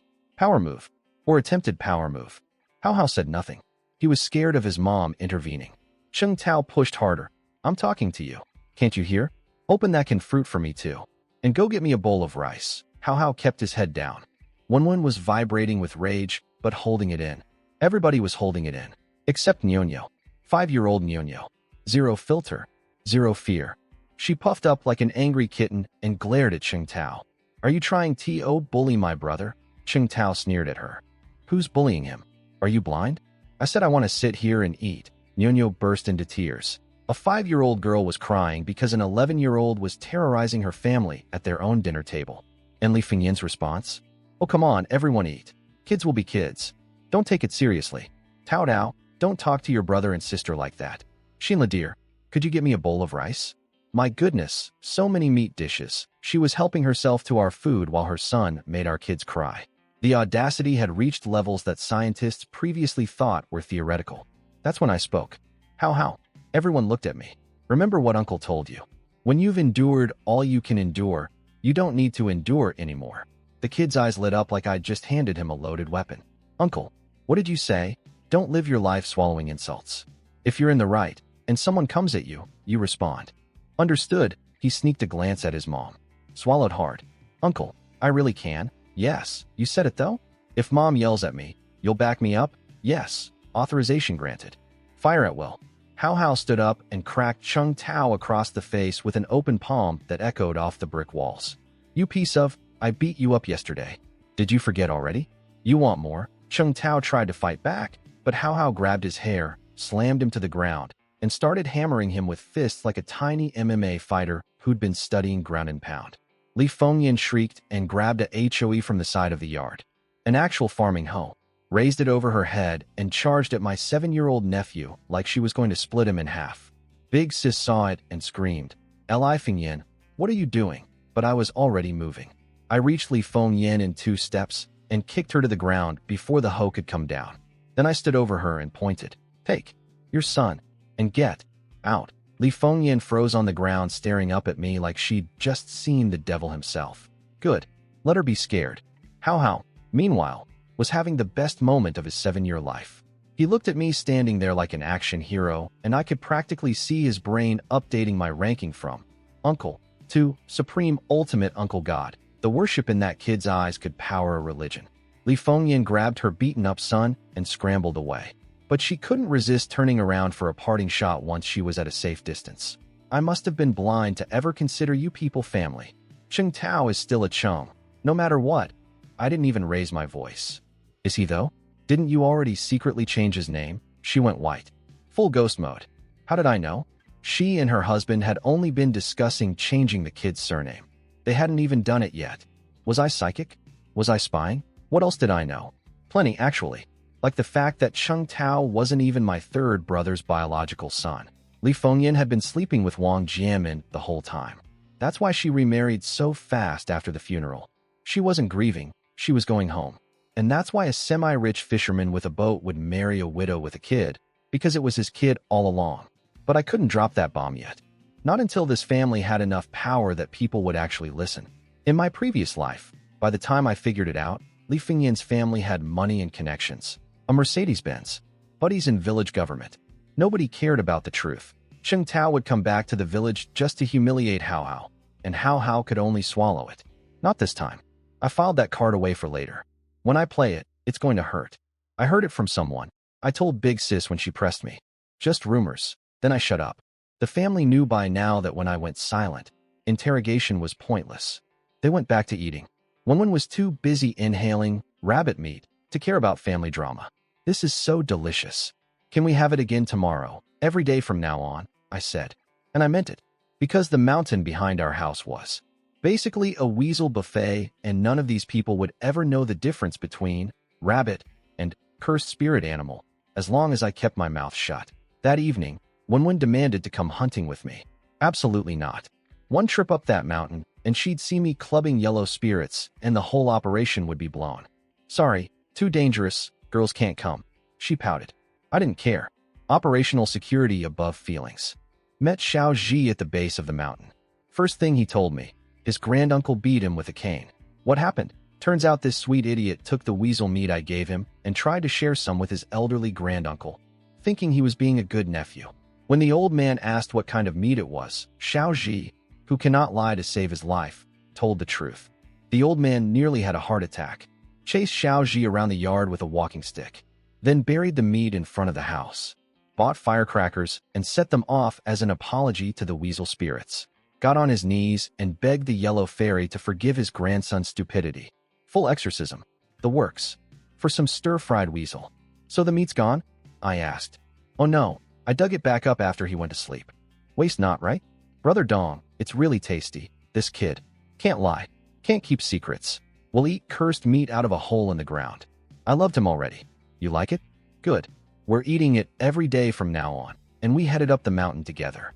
Now let me tell you what was happening at the Fong household, which I only learned about later, but it's too good not to share. Fong Lu had been moping around her house for days like a deflated balloon. Her mother, Lu Huifong, who was basically an older, angrier version of Fong Lu, finally snapped. What are you doing just wandering around the house? Do some work. Fong Lu flopped down. Mom. Cheng Xiaodong broke up with me.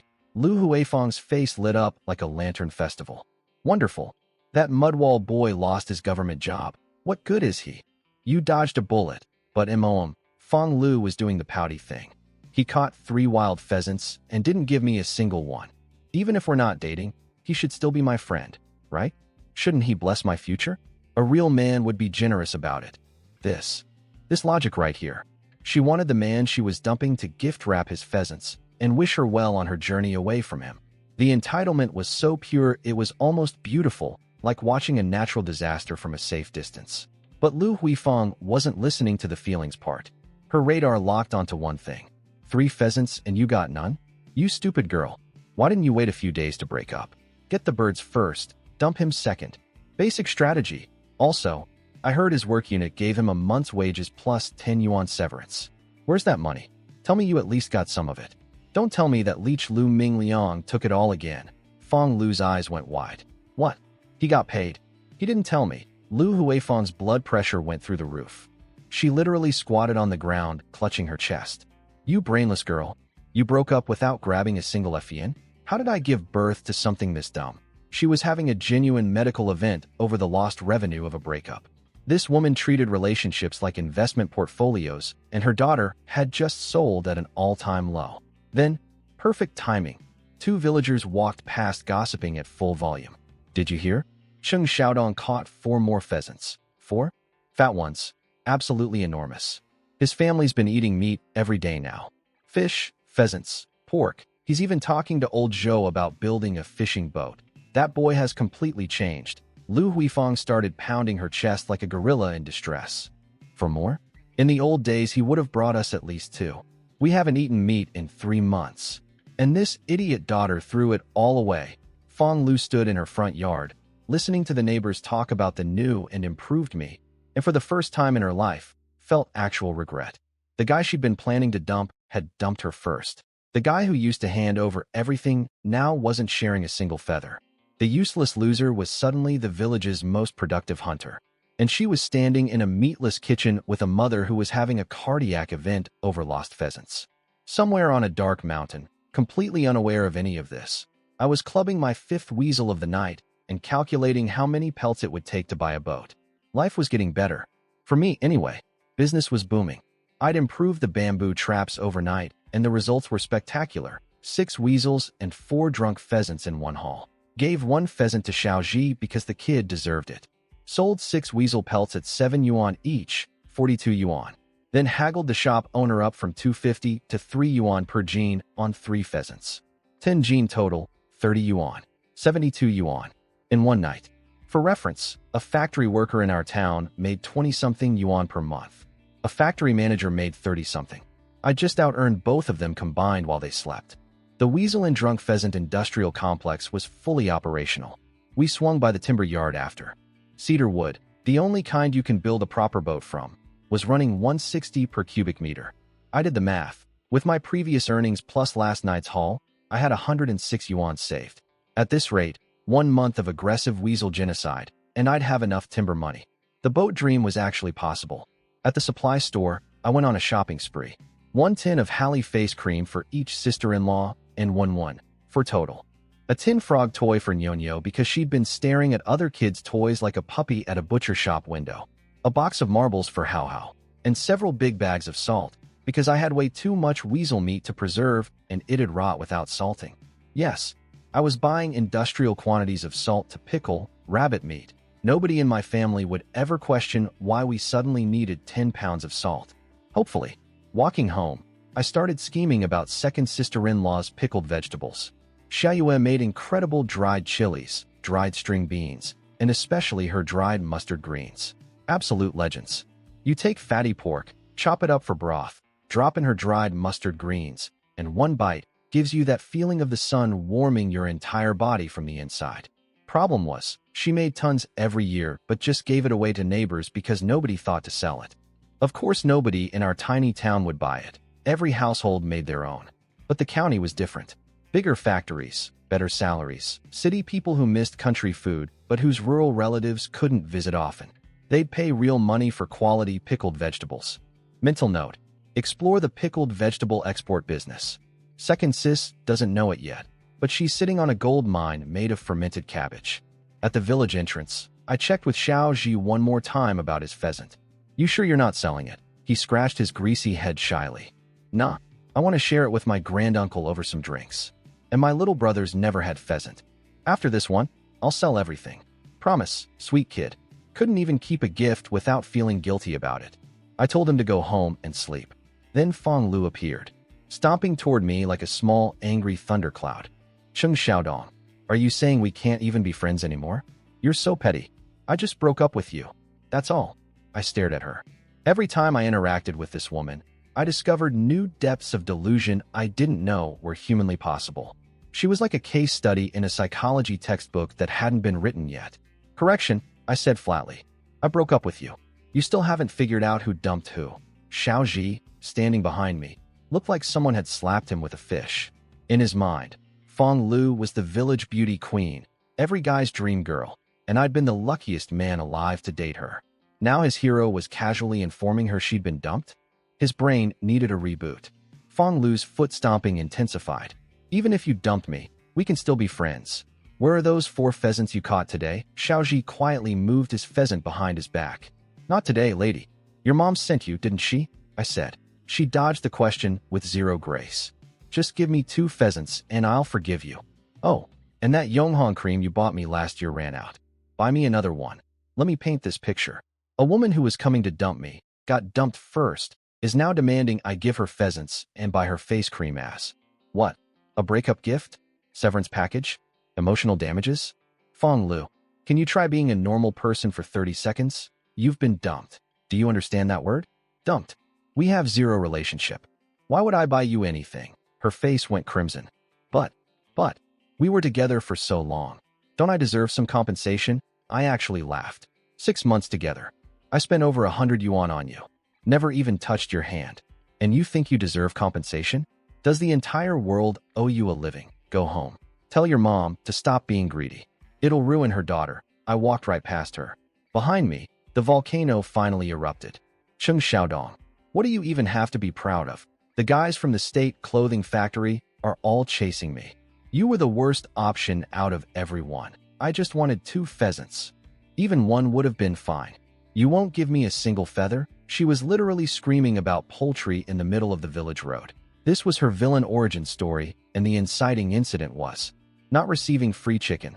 Xiao Ji walked beside me in stunned silence for about 200 meters before finally whispering, Brother Dong, you really jest. She's so pretty though. Pretty doesn't pay rice bills. Xiao Ji, fair point. Somewhere behind us, Fong Lu was still yelling about feathers.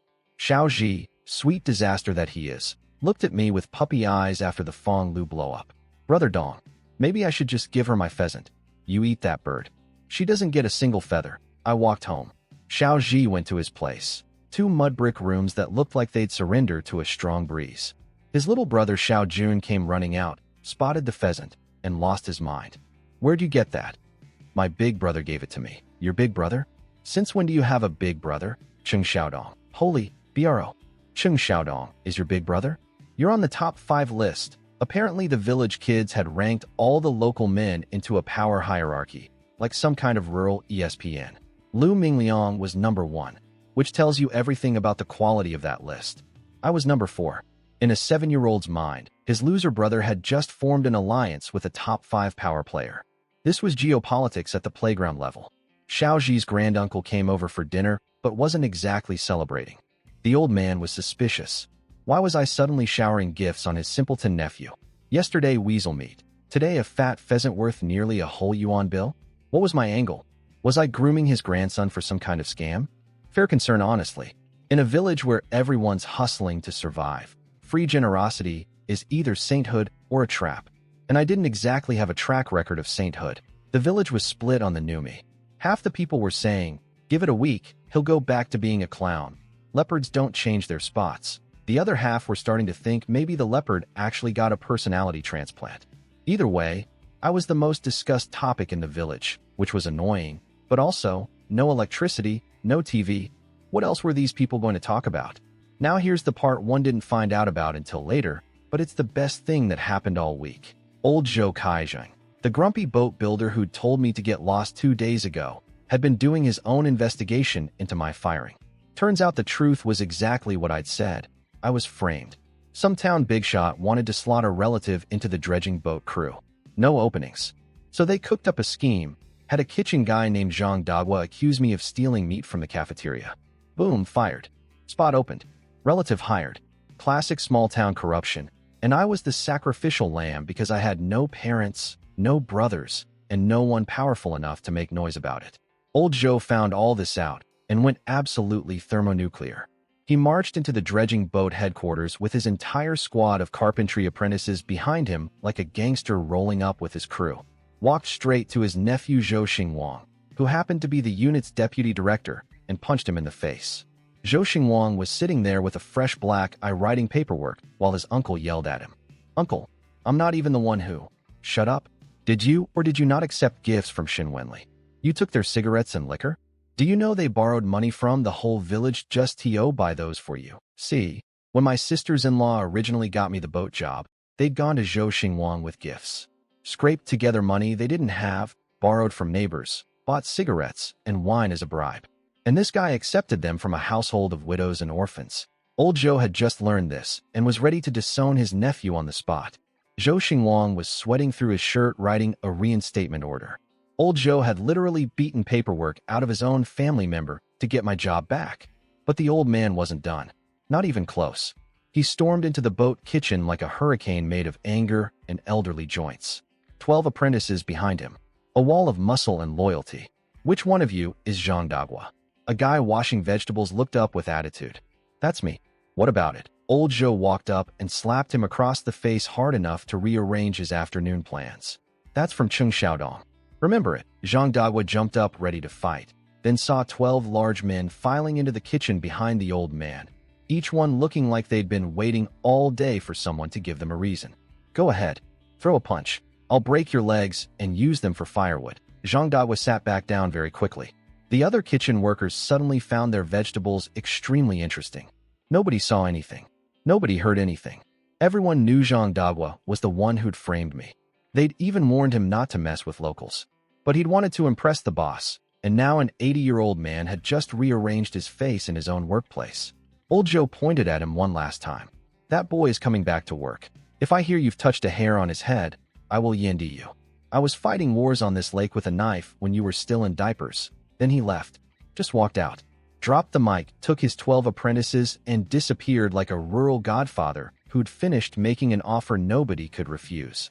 The reinstatement paperwork was already signed. Zhou Xingwang had written it with his own black eye as a reminder of what happens when you mess with old Zhou's people. As the old man left, someone in the kitchen muttered, "We're outsiders here. Told you not to pick fights with locals." Some people had to learn the hard way. Zhang Dagua stood there holding his face, realizing that the orphan nobody he'd framed for stealing meat had an entire army of boat builders who'd ride into battle for him. And I was at home, completely oblivious, salting weasel meat and doing boat fund math. Sometimes the universe handles your problems while you're busy pickling things. That's just how village justice works. You don't even need to file a complaint. You just need one angry old man who remembers that your grandfather once gave his family rice when they were starving. That's like that don't expire. Not in the countryside. Not ever. Meanwhile, back at the dredging boat kitchen, Zhang Dagua was spitting on the floor and plotting revenge. Local people think they're so tough? I'll make you pay for sending your village goons after me. Yeah, buddy, good luck with that. You got slapped by an 80-year-old in front of your co-workers. That's not a recoverable situation. That evening, old Joe showed up at our house carrying two things: a reinstatement letter for my old job, and the money my sisters-in-law had originally spent on bribes to get me hired. He'd literally shaken down his own nephew to get it all back. But when he walked through the gate, he stopped. Why were there 6 dogs hanging around our front door, including his dog? Then the smell hit him. Meat. Our house, the house that used to smell like poverty and boiled sweet potatoes, was pumping out aromas like a restaurant. The neighborhood dogs had formed a fan club outside our door. He came inside to find us mid-feast. Multiple meat dishes on the table, big fish, the works. And hanging on the wall, strips of salted rabbit meat curing for later. The old man's eyes went wide. He sat down, slapped the reinstatement papers on the table, and said, "I talked to my nephew. Go back to the boat unit. If anyone messes with you, come find me." Everyone looked at everyone. Awkward silence. See, we just finished a family meeting 10 minutes ago where we decided the opposite. Second sis was going to start a pickled vegetable business. I was going to scout sales routes in the county. The boat job was dead to me. Big sis, ever the diplomat, tried. Xiaodong. Maybe you should go back? The lake is dangerous. No, I didn't even hesitate. That job was miserable. Looked good on paper, but every day was backstabbing and politics. Out here I'm free. Nobody tells me what to do. And I'm making more money. That last part was the real argument winner. A few days of hunting had already beaten months of government wages. The iron rice bowl was looking more like a rusty tin cup. Old Joe wasn't angry. He'd been eavesdropping on village gossip on his way over and knew I'd been productive. But he had to ask, "So what are you catching up in those mountains? What's making all this money?" "Rabbits." Wen jumped in before I could open my mouth, shoving a piece of rabbit head meat into old Joe's bowl. "Try it, Grandpa Joe. So yummy." "Rabbits?" The old man looked skeptical. He'd lived in this village his entire life. Rabbits existed, sure, but they weren't exactly running around in herds. Where was all this rabbit coming from? I sat there sweating internally. Old Joe was a lake fisherman. These people were the most superstitious humans on earth. They wouldn't even flip a fish over on the plate because flipping meant capsizing your boat. If he found out he was chewing on yellow spirit meat, the most cursed creature in the local mythology, he might actually have a stroke right here at our dinner table. But before I could redirect the conversation, he popped it in his mouth. Chewed. Nodded. Pretty good actually. Crisis averted. For now. Then he got serious. "You're absolutely sure you won't go back?" "Absolutely sure." He looked up at my dad's portrait on the wall. Long sigh. Old friends communicating across the void. "Fine. Then I'll help you build a boat." My heart jumped. "But, can we start with a duck-neck boat?" A duck-neck boat was basically a canoe. One person, tiny, the back end sticks up in the air like a duck's neck. Cheap, maybe 600 or 700 yuan, but also useless for serious fishing. You couldn't carry enough to make real money. No, 10 meters. With a cabin cover, he tried again. What about finding partners? Split the cost with other families? No, every shared boat in the village was a drama factory. Constant fighting over schedules, fish splits, maintenance costs. I wanted my own boat, my own rules, my own profits. Old Joe sighed the sigh of a man who knows he's dealing with a stubborn mule. All right, in 2 months, the village will organize a firewood cutting trip to the protective forest across the river. Keep your eyes open for good cedar trees. I nodded. Free timber scouting on a paid work trip. Now we were talking. When he left at 7, he paused at the door with one final warning. Eat with your doors closed from now on. Your family were landlords, remember? Don't forget where you come from. Eating meat every day like this, people will get jealous. And jealous people in a village with your family's history? That's trouble.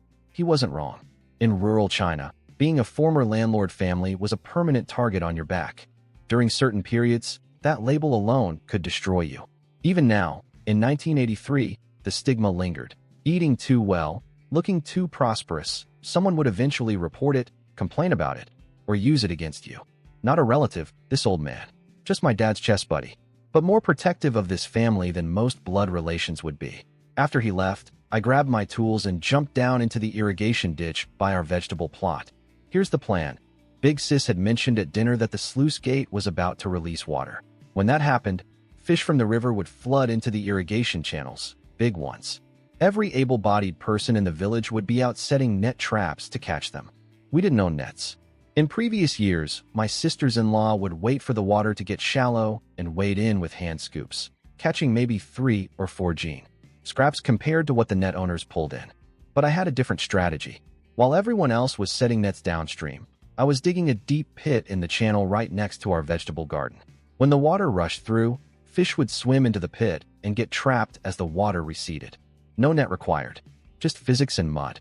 Little Nyonyo appeared on the bank, clutching her new tin frog toy, watching me shovel.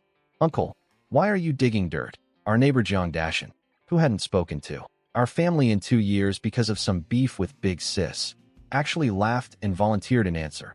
"Ate dinner, nothing else to do." Weird that he was suddenly chatty. I filed that away. "You'll see tomorrow night," I told Nyonyo. She ran home and came back with a bucket. 5 years old, and she already knew. When adults throw mud, sometimes fish come with it. Poverty teaches you to always have a bucket ready. The digging was brutal. I was drenched in sweat within minutes. But the ditch coughed up 2 black fish, some eels, and some loaches along the way. Nyonyo scooped every single thing into her bucket. Nothing wasted. Not a single muddy loach. 2 hours later, I had a beautiful deep pit carved into the channel, perfectly positioned to trap fish when the water came through. Jiang Dashin wandered over to peek at my work, but Nyonyo threw herself over the bucket like a tiny security guard. "You can't look. Auntie says you're a bad man." 5-year-old loyalty. Absolutely savage. No diplomatic training whatsoever. Just pure, unfiltered family defense. I love this kid. Nyonyo ran away from Jiang Dashin, clutching that bucket like it contained state secrets, turned around at the front door, stuck her tongue out at him, and yelled, "Not letting you see. This child is 5 years old and already has better operational security than most adults I know." Jiang Dashin tried the guilt trip. "I brought your family a Qian when you were born." She did not care. 5-year-olds do not honor debts they didn't sign. After Nyonyo's tactical retreat, Jiang Dashin turned his attention to me. This guy was our next-door neighbor. Hadn't spoken to our family in 2 years because of a dirt boundary dispute with Big Sis over vegetable garden territory. Classic rural feud. 2 inches of soil, infinite grudge. This happens everywhere in the countryside. Families go to war over strips of land you couldn't park a bicycle on. But I knew he was decent underneath. When my brother's bodies were laid out for burial, this man stood there crying. Said something I'd never forget. "A full, noisy house goes silent in 1 day. 5 men gone. What a horrible world." He meant it. He and my 3rd brother grew up together. The feud was with Big Sis, not me. Now he sidled up, all casual. "Xiaodong, be honest, do you and I have any problems?" "No." Relief flooded his face. Apparently, the whole neighborhood had been terrified that the new silent, brooding version of me might snap and go on a rampage with a kitchen knife. His wife had been losing sleep over it. Then he got to the real reason he was talking to me. "So, I heard you caught 7 pheasants in the mountains. What's your technique?" "AHHA. There it was. I knew this wasn't a social call. Sorry. Classified. But I'm tired. Going home. Don't follow me. If my Big Sis sees you near our gate, your household won't sleep tonight either." He stood there looking like someone who'd been handed an empty gift box. The second I walked away, Wang Chong popped out of the bushes like a mushroom after rain. These two had been scheming together. Wang Chong couldn't approach me directly anymore. Too obvious. So he'd sent Jiang Dashin as the undercover interrogator. "Well, did you get anything?" Wang Chong whispered. Jiang Dashin was miserable. Not a word. "He's a vault." Talked for 2 minutes and left. "Did he put pesticide in the rice?" "Definitely not pesticide." Wang Chong was certain about that at least. "But I'm telling you, that pit he just dug in the channel? That's not random. He's planning something." Jiang Dashin glanced at the hole. "You're overthinking it. He's just storing water for winter vegetables." Then he changed the subject. "Didn't you swim across the river yesterday? Catch anything?" Wang Chong's face twisted like he'd bitten a lemon wrapped in another lemon. "I almost drowned." Turns out Wang Chong had done what all the boatless crazies in our village do, grabbed an inflatable tire tube, paddled across the 300-meter river, hiked into the reed marshes, and actually found a ditch loaded with fish. Caught over 10 gene. Victory. Then on the way back, carrying all that fish while floating on a rubber tire. He hit a hidden current. Nearly died. Had to dump every single fish into the river to survive. 10 gene of fish. Gone. In exchange for not drowning. I need to learn from Chung Xiaodong, he declared. How did he catch those mandarin fish at the sluice? How does he catch pheasants? If I could learn either one of those skills, I wouldn't have to risk my life being an idiot on a tire tube every week. Jiang Dashan thought he was being ridiculous and walked away. But Wang Chong, this man was a different breed of stubborn. He decided to stake out my house, hid in the bushes outside our property, at night, in the mosquitoes, watching my door like a very dedicated, very itchy private detective. I went to bed at 9:30, completely unaware I had a stalker in my shrubbery. Needed sleep. I had traps to check at dawn, and I'd improved the bamboo mechanisms with bait attachments. My gut said tomorrow's haul would be even bigger. Now here's where it gets really good. Wang Chong, crouched in his mosquito-infested bush, eyes locked on my door, saw something at 11 p.m. that made his conspiracy-loving brain explode. Xinla, standing outside my door, in the dark, looking conflicted.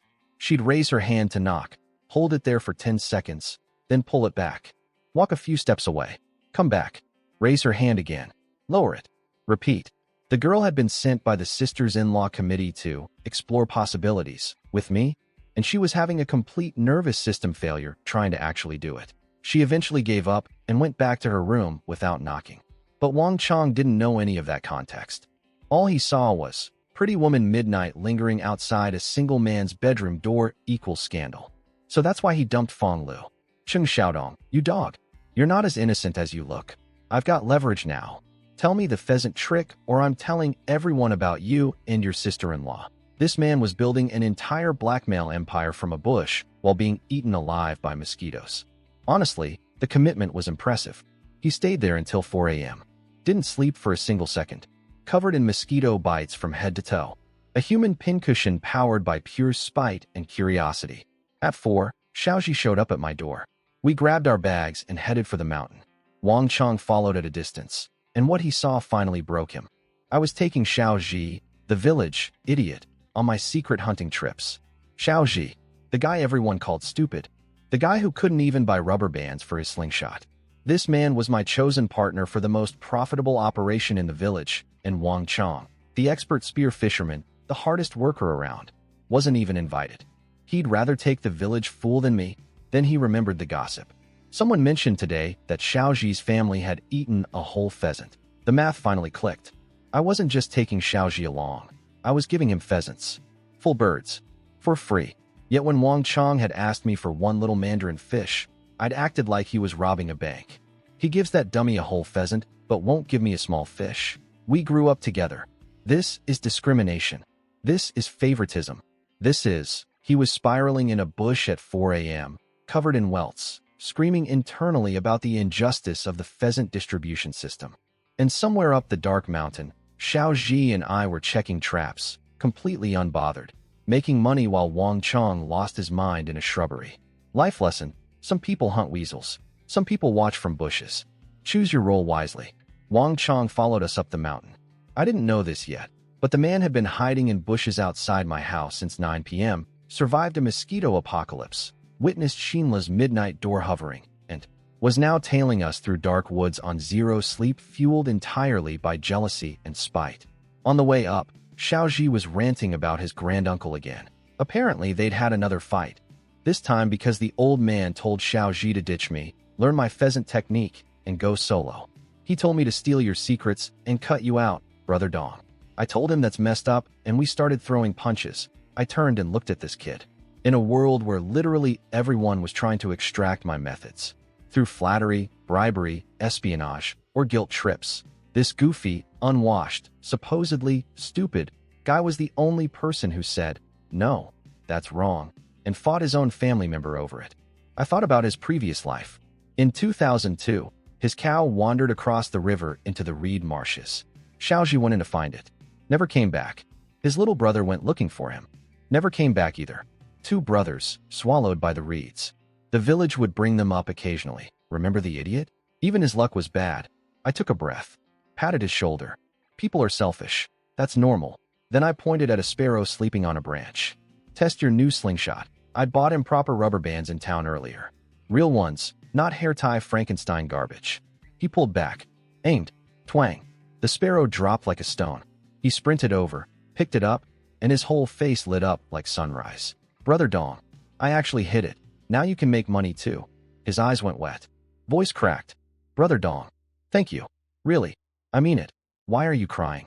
Let's go check traps.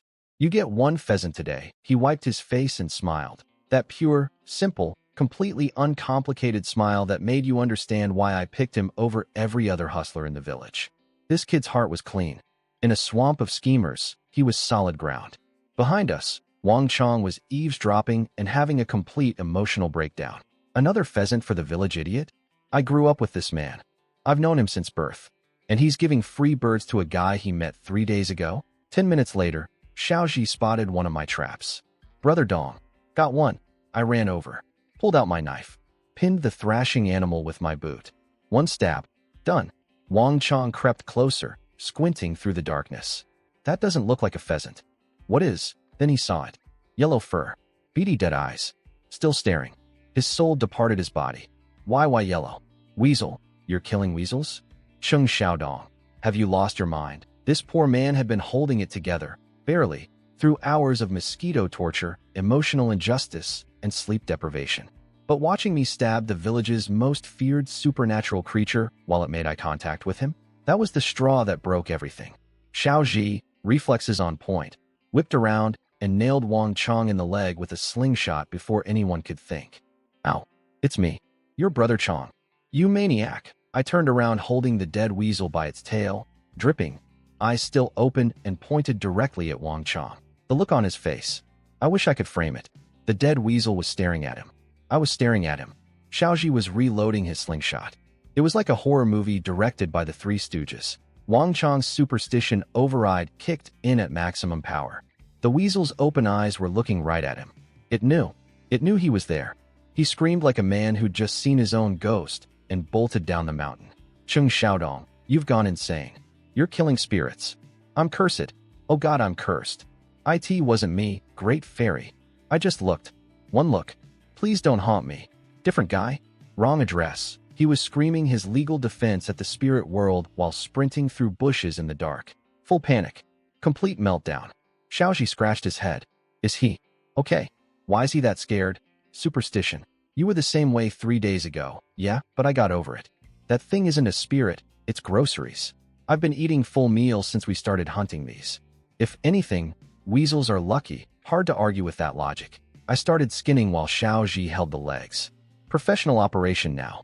We were a 2-man weasel processing unit. From today, I told him, use your slingshot on them too. Whatever you kill, those pelts are your money. Save it. When I build my boat, you're buying in as a partner. Partner? It means we share the boat. And the profits. His eyes went huge. Nobody had ever offered this kid a stake in anything.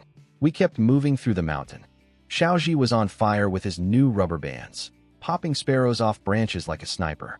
We also spotted a flock of night herons, massive birds worth more per gene than pheasants. But they heard us coming and scattered. No pheasants tonight either. Can't win every time. Overhead, wild ducks honked in formation heading for the reed marshes. Xiaoji looked up longingly. If only we could get those. Someday, buddy. Someday we'd have a boat, and those ducks would be on the menu. But tonight was a weasel night. Now, Wang Chong, this absolute disaster of a man ran screaming off the mountain straight to Granny Wang's house, the village spirit medium. The woman who ran a small shrine that somehow contained both a Buddhist goddess of mercy and a Taoist god of wealth, because theological consistency was not her strong suit. Every morning, Granny Wang did her dawn prayer rounds, front yard, backyard, east garden, bowing and chanting. This morning, she finished her 3 bows in the vegetable patch, looked up, and there was a full-grown man lying in her cabbage. She grabbed a stick and started whacking. Wang Chong, what are you doing in my garden at dawn? You nearly killed me. Wang Chong woke up crying. Actually crying. Tears streaming, snot flowing, the whole production. Granny Wang, save me. Please. You have to save me. He threw himself through her shrine door and started kowtowing to every deity on every shelf, Buddhist and Taoist alike, hedging all spiritual bets. Great fairy, I didn't kill you. It wasn't me. Please. I only witnessed it. That's not a crime, right? Oh God, please don't curse me. Granny Wang realized this wasn't a prank. Boy, what happened? Wang Chong, through a waterfall of tears and snot, Cheng Xiaodong and Xiaoji. They're killing weasels on the mountain. The old woman's eyes went wider than her shrine doors.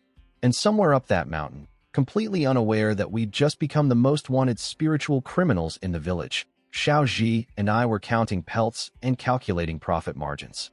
7 yuan a skin. Doing God's work. Or the devil's, depending on who you asked. Wang Chong ran straight to Granny Wang's house and had a full spiritual meltdown. The old woman, village exorcist, part-time Buddhist, part-time Taoist, full-time confused, listened to his eyewitness testimony and nearly fainted. He stepped on its head, then stabbed it with a knife. While it was looking at me, Granny Wang hit the floor kowtowing to her mixed religion shrine like she was trying to set a speed record. Sins upon sins. That boy must be possessed. No wonder he's been acting like a zombie. Something's inside him. She grabbed her ceremonial sword off the wall. Yes, she had a sword, don't ask, and marched toward my house like a tiny elderly ghostbuster. Meanwhile, my family was having a perfectly normal morning. Big Sis was hauling bundles of Rami from the fields. Wenwen and Hao Hao were at the Rami peeling machine doing their thing. Wenwen pulling fibers through the stripper one strand at a time, neat and careful. Hao Hao, being Hao Hao, was doing 5 at once and lecturing his older sister about efficiency. You're too slow, sis. And why are you peeling them so clean? The buyer pays by weight, not by beauty. Leave some bark on. Makes it heavier. More money. This 7-year-old was teaching his 18-year-old sister about profit margins in agricultural processing. Where did he learn this? Nobody knows. The kid was born with hustle encoded in his DNA. Little Nyonyo was doing her part too, waddling back and forth carrying peeled Rami bundles to the drying poles where Shinla was hanging them. 5 years old, working the production line, not complaining. Just a tiny supply chain manager in patched clothes. Second sis was making breakfast and smoking rabbit meat. I'd been bringing home so much weasel, sorry, rabbit, that we couldn't eat it fast enough. So she was preserving it the traditional East Tinga way, salt cure, air dry, smoke with sawdust, then sun dry. Rows and rows of rabbit strips hanging from the rafters like meaty wind chimes. The whole family was looking at those hanging strips with quiet pride. That was their security blanket. A wall of cured protein that said, "We're not starving anymore." Big Sis came up from the irrigation channel looking puzzled. What's that giant hole Xiaodong dug in the ditch last night? Second Sis shrugged. No idea. He was out there for hours. They were also talking about the upcoming land redistribution. When fields were divided 2 years ago, our family got screwed because we had no men, got the worst plots, furthest from water, over an acre less than we deserved. The village secretary had promised to compensate us when the new plots at 5 Hills got distributed. The sisters-in-law remembered that promise like it was carved in stone. But Big Sis sighed.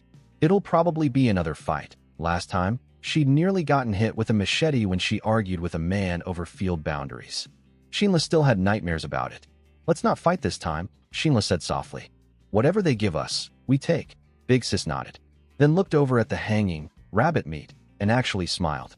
At least Xiaodong is taking care of us now. Everyone smiled. That wall of smoked weasel meat represented something more than food. It was proof that someone in this family was finally pulling their weight. Their confidence was literally hanging from a bamboo pole, and it was made of yellow spirit. The irony could kill you. Then, Granny Wang arrived, sword drawn, eyes wild, Wang Chong trailing behind her like a traumatized shadow. She burst through our gate and started swinging her sword around the yard doing laps, chanting, spitting spiritual commands at invisible forces. Full performance. Broadway-level energy. Big Sis was bewildered. Granny Wang, what are you doing? Quiet. Your Xiaodong killed a yellow spirit last night. The vengeful ghost is I in this house.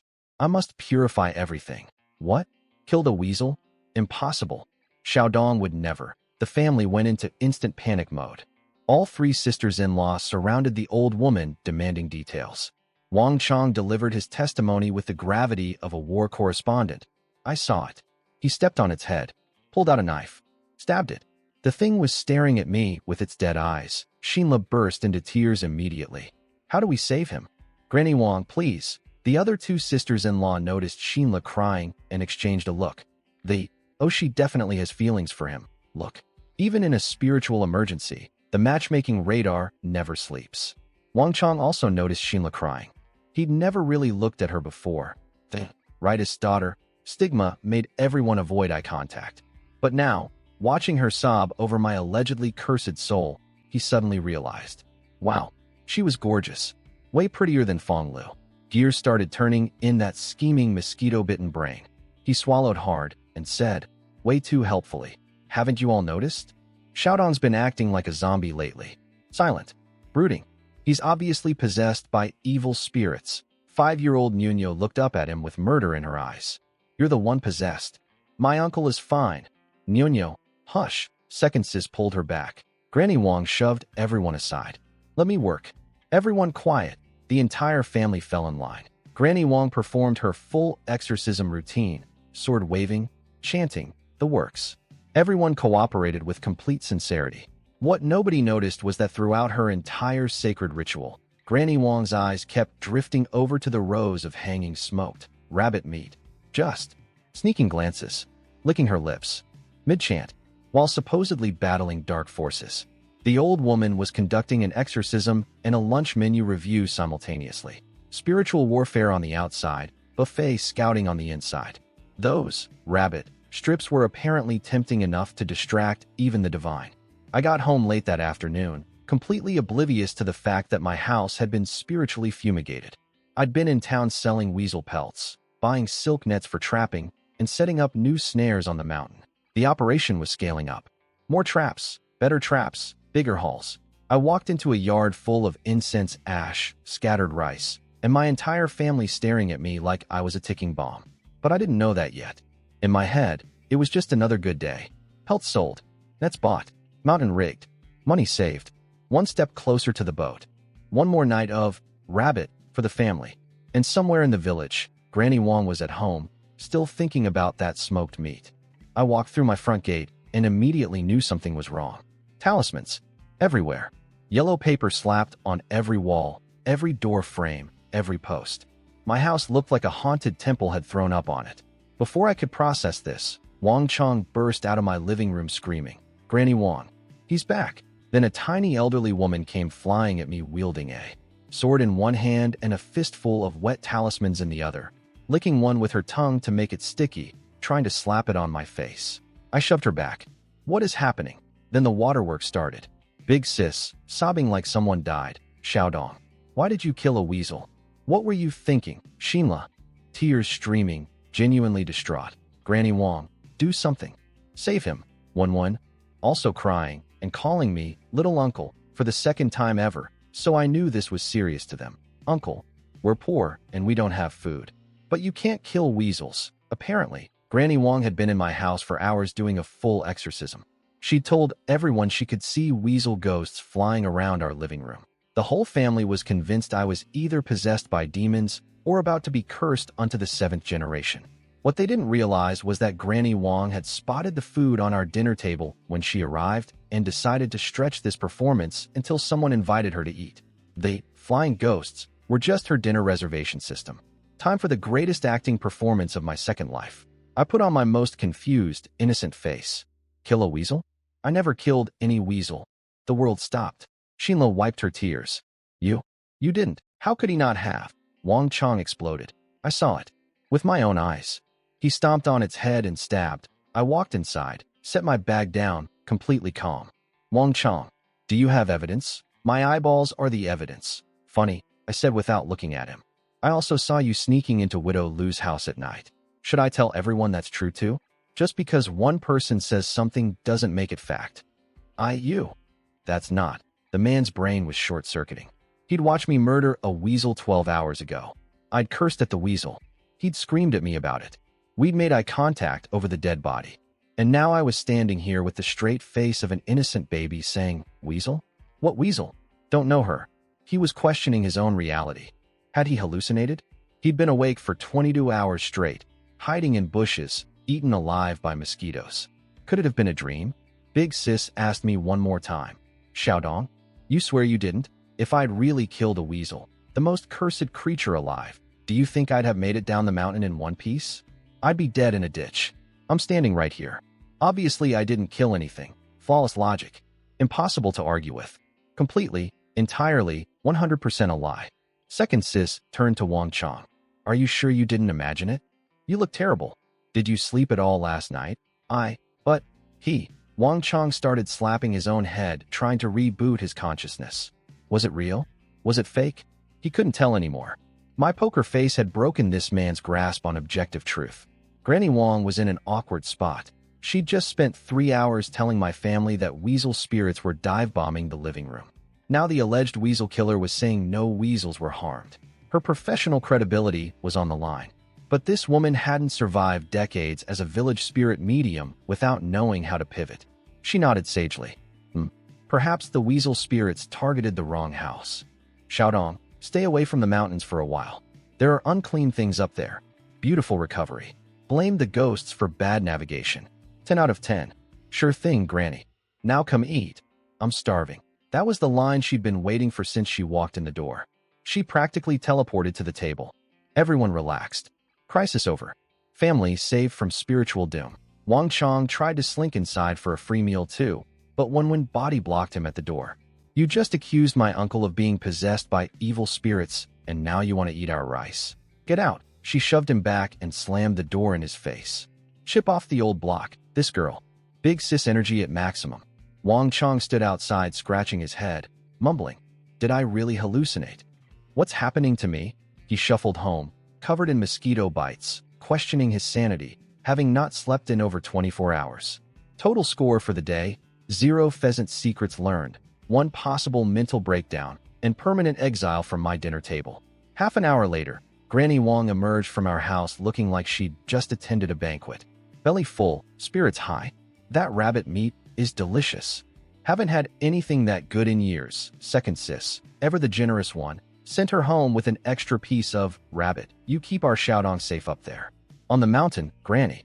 We're counting on your prayers. The old woman tried to refuse. Genuinely. She wasn't expecting takeaway with her exorcism, but second sis insisted.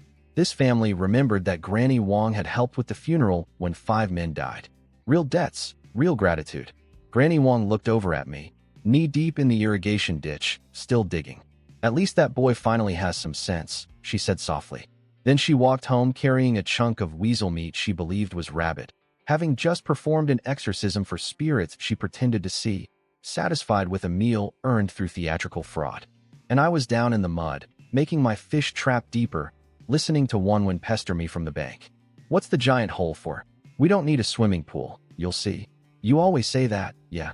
Because if I told you I was building a fish trap designed to exploit fluid dynamics when the sluice gate opens, you'd look at me like I was speaking Martian. And if I told you what the rabbit meat actually was, you'd need Granny Wang back here for a real exorcism. Some secrets keep families fed. Some lies keep families sane. I was doing both, 1 shovel of mud at a time. Woman asked me if I really didn't kill any weasels. She was calling me little uncle, again, twice in 1 day now. A personal record. I'd waited 2 lifetimes for this girl to acknowledge our family connection, and all it took was the threat of supernatural vengeance. Heartwarming. Nope, never touched one. Why would I? Lying to your niece's face while wearing a warm smile is apparently a skill I've developed. Added to the resume. She told me about the upcoming land distribution at 5 Hills. Asked if I'd show up this time. Because last time, when families were grabbing territory and our women were getting bullied by men with machetes, I was home doing absolutely nothing. Didn't show. Didn't care. Didn't even comment afterward. No wonder these kids hated me. I gripped my shovel tight. I'll be there. This time, we don't give up a single inch. What's ours is ours. She looked at me for a long moment, then nodded and went back to work. That nod meant more than any words. Trust was rebuilding, 1 shovel of dirt at a time. The afternoon was domestic chaos in the best way. I finished the fish pit, then made Hao Hao a matchstick gun out of iron wire and bicycle chain links. Kid was practically levitating with excitement. Stuffed matchhead gunpowder into the barrel, aimed at nothing, pulled the trigger, bang, actual smoke. I finally have a gun, he screamed, then immediately ruined the moment. Holy SH, I smacked his head. Language, I promise I'll stop. Starting tomorrow, Nyonya saw his gun, and instantly her tin frog toy became dead to her. She demanded a weapon too. I made her a rubber band paper pellet shooter, which was technically less dramatic, but actually hurt when it hit you. The 2 of them immediately started playing cops and robbers. Hao Hao had the cool gun that went bang, but did 0 damage. Nyonya had the quiet gun that left welts. Within 10 minutes, she was chasing him around the yard going, pew pew pew, while he ran screaming because those paper pellets stung. Then his mom came home and beat him again because the little genius had stripped every match in the house of its gunpowder for ammunition. We had no way to light the cooking fire. Big Sis dragged him by the ear while he wailed about the injustice of it all. This kid cannot go a single day without getting hit by someone. It's like a subscription service. That night, Xiao Ji and I went up the mountain, and the bird net trap was even better than I'd hoped. The setup was simple: 6 silk nets, 20 meters each, arranged in a hidden corral with a few jean of grain scattered inside. Birds walk in for food, try to fly out, get tangled. Zero effort after initial setup. Just toss in fresh grain daily and come collect your harvest. When we arrived, the nets were alive with birds. 30-something sparrows thrashing around, 1 massive night heron, and 2 wild pheasants. Xiaoji was doing mental math so fast his eyes were spinning. Sparrows, 30 birds, 6 jean total. For jiao per jean, that's 2 yuan 40. Night herons, 2 birds, about 2 jean, 350 per jean, 7 yuan. Pheasants, 2 birds, 5 jean combined, 10 plus yuan. 20 yuan from a pile of nets and some grain. And we'd nearly paid back the net investment on day 1. After this, it was pure profit every single day. Passive income, 1983 style. The weasel traps brought in 13 more pelts. 7 yuan each. 91 yuan. One night, over 100 yuan total. Xiao Ji was standing there holding dead weasels, looking like a man who'd just been told the earth was flat and he was falling off the edge. In his entire life, he'd never had more than a few yuan at once. Now he was participating in a nightly operation that generated what factory workers made in 4 months. In town the next morning, the shop owner was starting to get suspicious about my weasel supply. Did you find their secret base? How do you keep bringing this many? Just lucky. Probably won't last much longer, he was right to wonder. Weasels are territorial, 1 litter per year. The mountain's population couldn't sustain this rate forever. A few more days of heavy harvesting and the supply would drop, which is why the real money was in the bird operation, renewable, sustainable, and requiring almost no labor once set up. Long-term plan was still the boat. Everything else was just funding rounds. I also gave the shop owner a chunk of second Sis's smoked weasel meat disguised as jerky to taste test. He chewed it thoughtfully. Tastes like regular cured meat, honestly. Think anyone would buy it? Let me ask around. If we could sell the meat on top of the pelts? That's double revenue from every single weasel. The whole animal monetized, head to tail. Nothing wasted. Industrial efficiency applied to supernatural pest control. We set up shop in the market to sell the birds. 30-plus sparrows, 2 night herons, pheasants, laid out on a cloth like a poultry department store. People swarmed immediately. Our regular customer appeared, an old man in a worn-out Mao jacket who bought a pheasant from us every time. He squatted down, eyeing the night herons. These are hard to catch. Where'd you get them? Alive too. I gave him my standard answer. Just lucky. Nobody ever bought it, but nobody could prove otherwise. We haggled the night heron down to 350 per jean, and he walked away happy. Then more customers piled in. The sparrows moved fast. The pheasants moved faster. Money was flowing in. What I didn't notice, because I was busy being a professional bird merchant, was someone standing at the edge of the crowd, staring at me with their mouth hanging open. Hey, isn't that Ching Xiaodong? Where did he get all those birds? And the voice next to them. Yo, Mingliang, come look at this, Lu Mingliang. My old brother, the professional mooch. The guy who owed me 60 yuan and spread lies about me stealing from the boat unit. The guy who'd told Fong Lu's parents I was a thief before I'd even unpacked my bags. He was watching me count money at a bird stand, surrounded by customers, and his brain was doing exactly one calculation. How do I get a piece of this?